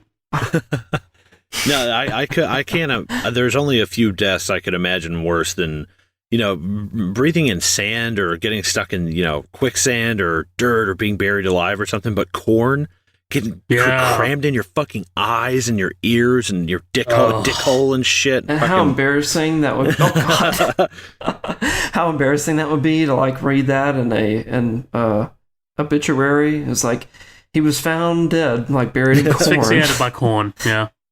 Asphyxiation via corn. Oh, Jesus.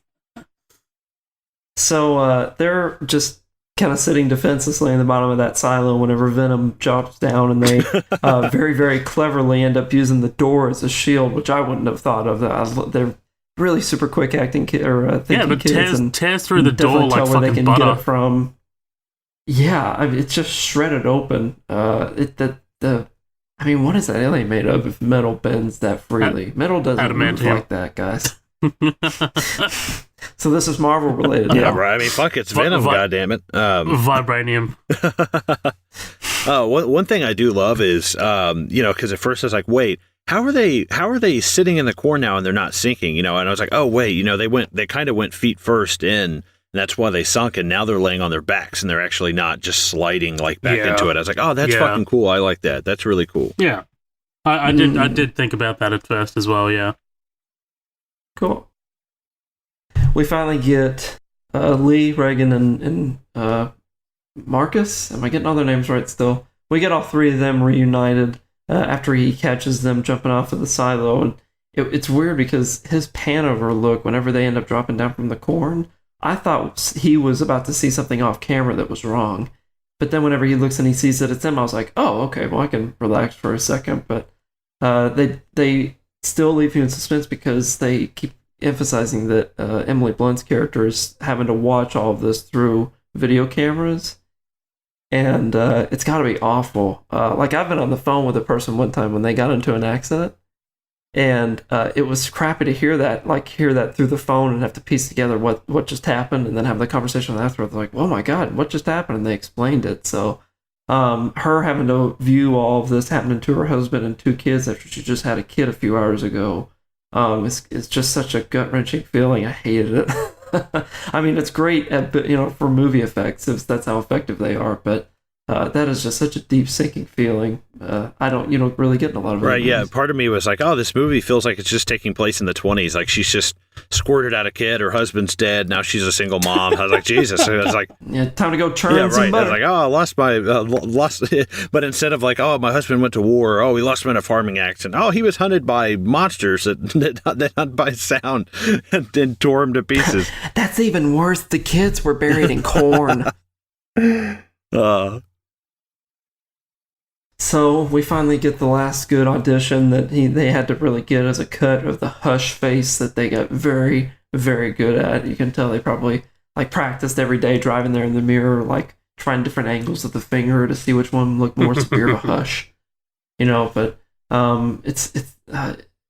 you start getting really, really scared for somebody at this point. They're in the middle of that field. They're not close to the house, and they can tell that there's something out there, and you're feeling like just like Evelyn in this, where you can't do anything about it except for just watch.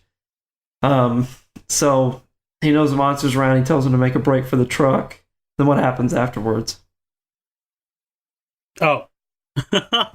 Anyone can answer that one simple question. Bueller.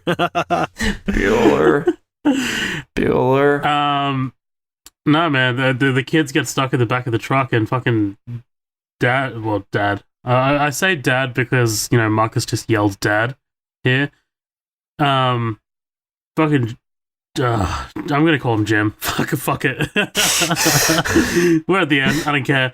Jim grabs it's an axe, right? Looks like a pickaxe or something. Pickaxe. Pickaxe. There you go. Grabs the axe and kind of it gets backhanded. Wild. Ragdoll. Yeah, he is fucking Ragdoll Jim. Dead, dude. Like, because you kind of question his. I was like, wait, why is he? His next actions. Because I was like, there's got to be some way that he can live. If it's all about just creating a sound. This guy's smart. He can create a sound and get away and blah blah. Once you see the wound, after this thing fucks, man, it's like, nah, you're dead, man. Like you've got internal bleeding. Yeah, and I think thematically as well, this scene works as well because it's kind of like a resolution for both characters, right? For the daughter and for the father. It's more like, obviously my dad cared about me the whole time, and before he goes, it is kind of like a really precious moment that I really dig. Oh man, Krasinski sells the fuck out of this. Him screaming in the end is... Yeah, it's brutal. It's brutal, and he gets fucking destroyed, man. Gets annihilated. Marcus puts the car into gear, and off they go. Which is also kind of like, oh, how does the alien not hear the car moving and shit? But I don't know. After maybe the big reverb of him screaming, I would. That's the only thing maybe I could argue. Well, see, with, I totally think it does hear him, because I mean, it's just finishing him off. Like, this thing is such an animal, it's like, okay, well, yeah, there might be something behind me, but I know there's something in front of me. And like, I'm going to get that first, because, I can always go back and get the other one later, because that's exactly what happens. It literally, not a moment later, this thing is coming down the hill after them. Right, but then you can argue, like, because just before that, I mean, when he backhands Jim and the son screams out for him, like, you could argue that, why didn't he do that at that point? Yeah, that's true. I mean, I don't know. I guess it's we're arguing semantics over a fucking alien. Like, yeah, like this hypothetical alien race. Yeah, like hypothetical alien race that we don't even know their fucking We're really names. trying to defend Jim here. That's how good of a job. Yeah, I want to defend Jim as much as I can, man. He's a fucking man. It's so. It would have been so funny, like right when he goes to scream, he's just like, "Big tuna!"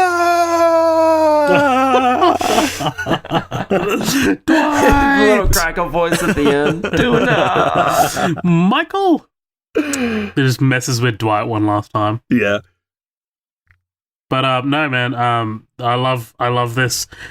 I totally didn't really see it going this way. I was like, oh, what's the movie going to do here? Because I was like, I knew like it wasn't going to end. Like there's still fucking 10 minutes left of the movie. What the fuck's happening? We still need to see the Silent Avengers assemble. Yeah, I really like the last 10 minutes of this movie, man. In the basement, it's great. Yeah, so they go into the one place that they had avoided the whole time just because it's a movie, which is the basement. So we talked about that last week on the Get Out episode when he's like, "Oh, there's some dark mold in that basement. You don't want to go down there." Mm-hmm. Oh, and it's like he's not lying, unfortunately. She ends up going down finally into the basement, and she just has this crushing moment where she's piecing together just how wrong, really in the best way, in a sense, that she could have been about her perception about her father, that he just worked night and day, and everything that was down there was just kind of like his entire life around trying to help them and help her. And just she can piece together how complex his life had to have been to make all that work, and the kid actors, to Zoe's point, just kill it right here. Definitely. Yeah, I think this. I think it's. I like the scenes of her kind of realizing, like exactly what you said, what her dad, has done for her, and but it's the fact that she was ignorant to all of that. She had no idea. She's never been down there. I like all that. I can. The only reason that I can buy that she's able to piece all of this together, because she's looking at what is the weakness. Oh, it's, literally she looks at something and it says, what is the weakness? And she looks over and it's like, it's sound. It's like a newspaper thing. And I was like, dude, it's so heavy handed and it's clobbering you over the head. And like at this point, I would have just been fine with her going like, hey, I think my ear can do something. My earpiece is doing something that I can find. Like she almost starts speaking, like just saying it out loud to the camera, like another Ferris Bueller's Day Off thing. Like, it's sound. Yeah. I didn't really need to see her having this whole like Kaiser Soze Usual Suspects looking at the board, putting all the pieces together, like kind of thing. I didn't really care for it. I like. You wanted some more, a bit more subtle, right? Right, because the main problem with this movie is the fact that we can't say anything hardly, and because we can't say anything, we do really go by the rule of thumb with screenwriting, which is show and don't tell. But they take it to just such an extreme level with like the newspaper clippings and like all the stuff from the basement, and then once they're walking through town and stuff like that. I was like, okay, like I get it. The world has just ended like 3 months ago, I guess, when the movie first starts. What is it, like day 89? So yeah, like 90 days. But it was just way too heavy-handed for me. That's just my takeaway from it. I felt like at this point we're smart enough as the viewer to know where this is going, and we don't really need to see her have this whole like, oh my god, it all makes sense now. Really? Now it all makes sense? Now that you've seen a couple of pieces of paper on a board, it didn't make sense when your ear started screaming at you and the monster ran away? Like, that's not when it made sense? Like, I don't know. That's the only thing that kind of annoyed me, is I didn't really need to have this whole like, oh my god, look, it all makes sense now. It's like, well, yeah, we fucking know that, duh. We've seen it like twice already. I don't know. That just kind of bothered me a little bit. But other than that, I wouldn't mind seeing it just a little bit drawn back. Like you said, a little bit more subtle. I'm seeing how long and drawn out it is right now, how she's looking at like weakness on the drawing board, and then she looks down at her hands were slow and she has the hearing aids. I was expecting her to just be like, "Ugh," and like throw them all at the beast and be like, like she tries to just deck him with it, and the monster just like shrugs it off, like, what the fuck? But like keeping that entire silent tone going on the whole time, and it's just her piecing it together, and then just I would have laughed my ass off if she's looking at the board and she's like, it still doesn't make any sense, and it looks over to it looks over to another newspaper article. It's like, listen, you stupid bitch, take your goddamn ear thing and put it to the microphone. It's like a newspaper article and says it. Oh my god, that's great! Like, it's like fucking. It's not even. Dude, Colin. Actually, you too, Danny. Scary Movie 2. How familiar with it are you with it? Love it. That's. I know the third one really, really well, but I never saw the second one, where it's like she's walking through the house and it's like, check the music room, and she's like, what? And then it's like, check the fucking music room. It's like a ghost. It's just like straight up tells her. Dude, besides being a little heavy-handed, I do like the way everything goes down here, though. Like, I love the way that, like, she fucking blasts this thing apart, man. And, like, she's got, like, no other choice but to, like, let loose. And it doesn't kill it, man. And then, like, on the monitors, you see, like, the others just fucking rushing, like, across the fucking property to where they are. It's great, man. I love the way the music builds up. And she just, you know, when they do figure out like the sound, like, you know, she puts the earpiece next to the microphone, creates the feedback. But the way the movie ends, man, like the build up to the music, and then it just like goes straight into Emily Blunt. She cocks the shotgun and close to black, man. I love it. Avenger? Yeah, I like it too, because I don't know if you guys noticed this. You know, the sound doesn't kill it. I think, and Danny, you'll get this. I mean, we were fucking Halo nerds still are. But I'm a Halo nerd. When you brought up Halo 5 earlier in the beginning, I was like, we can play that, I'm first trilogy only. Now, see, I mean, don't get me wrong. If I prefer 1, 2, and 3, but I do like 4 and 5. They are good games. But that's where I cut my teeth in with my first-person shooters, was Halo 1, 2, and 3. Same. But what made me think of this was maybe her using the sound is like breaking the energy shield. Like, basically, it's kind of like this thing's armor plating is now open, because when it gets back up and it runs at them, if you notice, all the armor is just kind of like sagging by these like by these tendons. Yep. So I guess it's kind of like shattering the energy shield, and then all it takes is just one shot. You know, these things are like vulnerable. So I thought that was kind of cool. I thought, okay, we just need a certain frequency. It's almost just like cracking an egg or breaking glass with a high-pitched noise. We just need something loud enough and something high-pitched enough at the right frequency just to crack this thing, and then we're good after that. Because you could do that.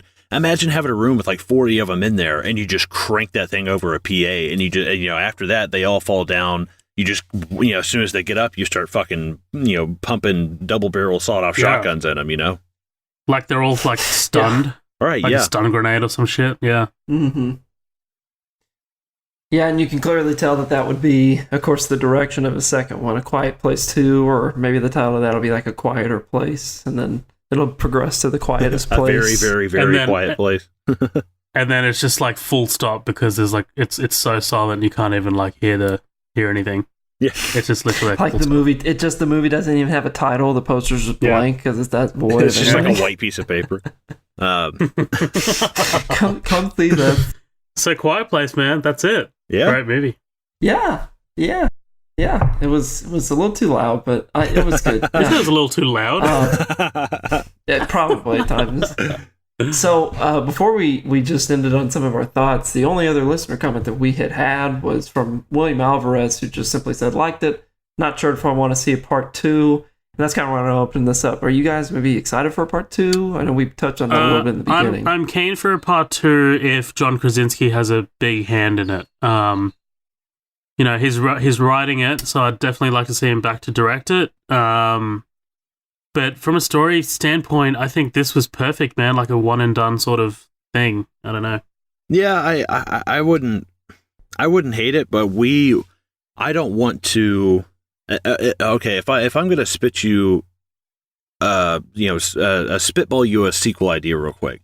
Show me a different family. Show me a different setup. Show me a completely different thing that we have going on. Maybe, maybe it's just a young couple, or maybe it's just kids by themselves. Whatever it is, but don't show me exactly what I've shown before, because I don't want to see Emily Blunt and these kids again. Like I said, the John Connor resistance kind of angle. Where they start rounding people up and doing all this stuff. Let me see that at the end of the second one, because I want to see new characters in this environment. I want to see people who aren't prepared.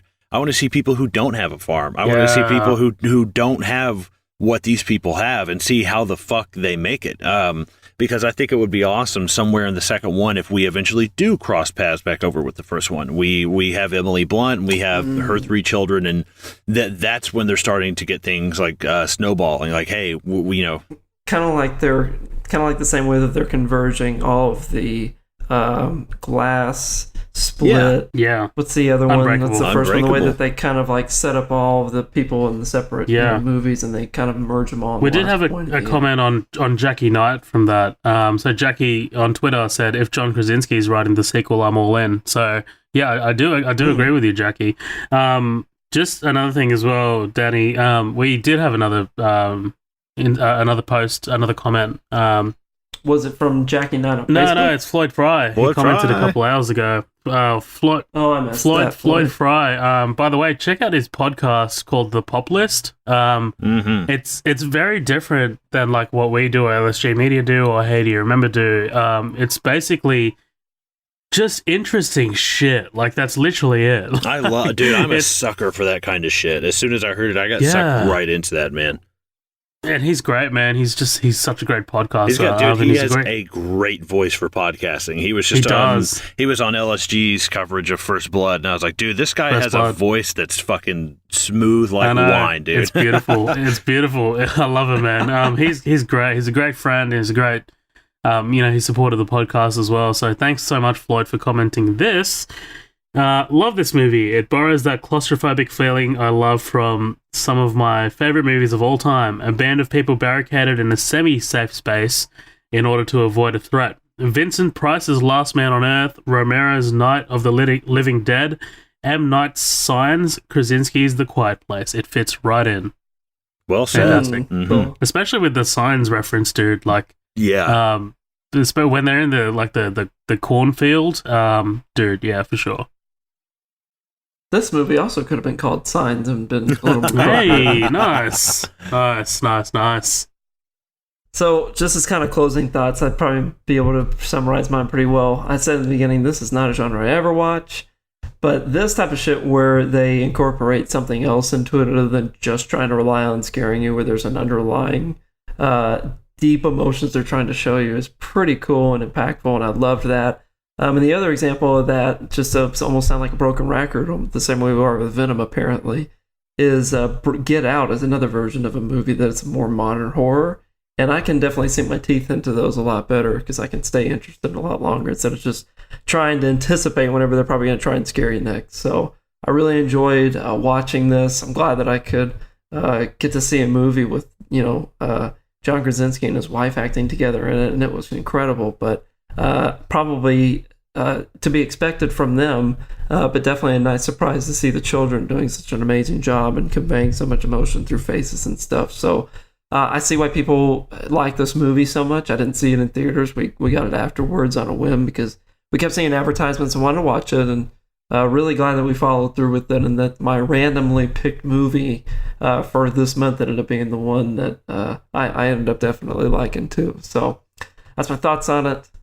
For sure. Where are you guys at with this, Zoheb? Dude, this movie's, I think it's a modern classic. And that's very, I know that's a bold statement, but it's very, like a lot of the movies that we watched before the podcast, I usually watch them with my dad. And my dad's like, "Didn't we watch this a few months ago?" He like a lot of the movies he like kind of like jumbles together. He just outright forgets them.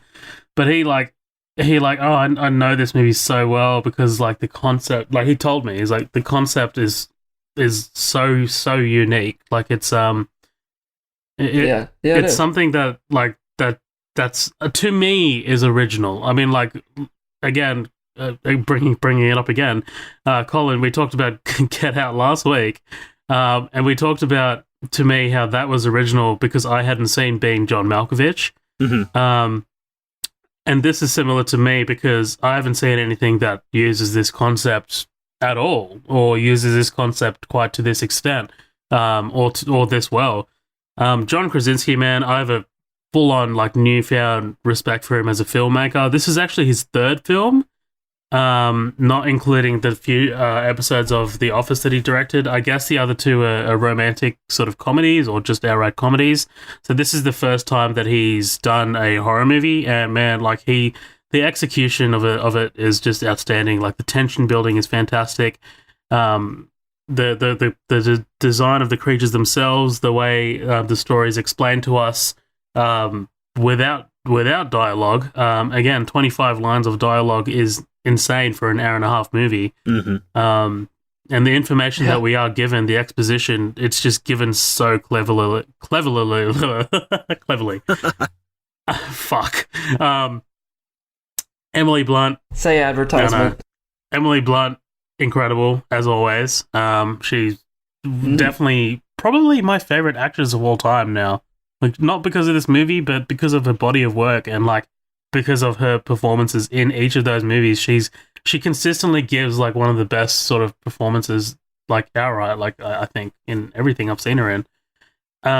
Again, what you said, Danny, the children are fantastic in this, man. Especially Millicent Simmons, who again is hearing impaired in real life. She gives a great emotional performance, and it just feels so heartfelt and real. It's fantastic. This is a great movie, man. I'm really glad it did well. And Krasinski's a fucking legend. Nailed it. Yeah. All right, I guess I'll go next. All right, Colin. All right, well, that's all the time that we have. Guys, we gotta get off here. By process of elimination, I'm pretty sure you deduce that pretty well, Colin. Yeah. You should go next. Thank you, Soheb. Matt comes on out of nowhere. I thought that it was a good. What the fuck? We'll be here till next year. Yeah. But love you, Matt. I like this movie a lot. It was enough to get me out of the house to go see it in the theaters, which I don't. There's just not a lot of movies that I give a fuck about to go do that enough. Really and truthfully, that has to be something that it has to be something that's right up my alley. High concept horror, something that's a low budget. You got me, and especially when you've got Krasinski and Emily Blunt. Which is an undeniable chemistry. I would love to hear someone say, I just don't think they really were compatible in the movie. They didn't seem like a real couple. Right. Yeah, exactly. Like somebody who has no fucking idea that they're married. But I like the movie a lot. Part of me has just been sitting here trying to figure out exactly, you don't always have to find the deeper meaning in movies. Sometimes a movie is just a movie. But if I had to pinpoint anything about this, that's mainly what I ask myself with a lot of these movies that we cover. I'm like, what is this movie really about? What is it trying to tell me? The only thing I can really liken it to is kind of like Pet Sematary, with the loss of a child and the grief over that. That's the only thing I can really kind of liken it to. And I think that I think there's something to be said there about the fact that it's guilt is just this thing that hovers over everyone except for the son, because the son is literally, I mean, incapacitated. When the youngest child dies, we hear Krasinski talk about it. We hear Emily Blunt talk about it in that scene that I was talking about earlier. And we also hear Millicent Simmons talk about it. And that's a big part of her character. And I think that when something like this happens, it's easy for everyone to just kind of like blame themselves in that way and not really, figure, I don't know, because everyone's always trying to find someone to point the finger at, and a lot of times people end up kind of doing it at themselves. And I think this movie does a great job of talking about the grief of that, of losing a child, because Emily Blunt says it great earlier. She's like, who are we if we can't protect them? Literally their whole identities are just about protecting these kids. And when they don't succeed at that, I mean, it's like a loss of your identity. It's like a loss of being able to provide the one thing that you should be able to provide and you want to be able to provide as a parent, which I can't say that from, firsthand experience. All I can talk about is my fur baby, Tom Tom. But really you can only really grasp at the notions if you aren't really a parent, especially if you haven't lost a child. But I think that, there's a good analogy there about the monsters kind of being the guilt of that. And if you don't, whereas we see these characters separated a lot in this movie. We see Krasinski and the kid go off for the trip. We see Blunt left alone by herself. We see the daughter go off by herself. Then we see the kids paired up again, but they're separated from the parents. I think it's like, if we don't come together and just kind of, accept the fact that this happened and no one's really to blame, if we don't team up, then we're really not going to win this thing. And ultimately, when we actually get all of them in the same rooms together, or the same kind of general area, that's where we see the progress of stuff. That's where we see Krasinski, sacrifice himself so the kids can get away. They escape in the car. That's where we see them, at the end, the son's, I keep saying the son. I don't need to say that. Sorry.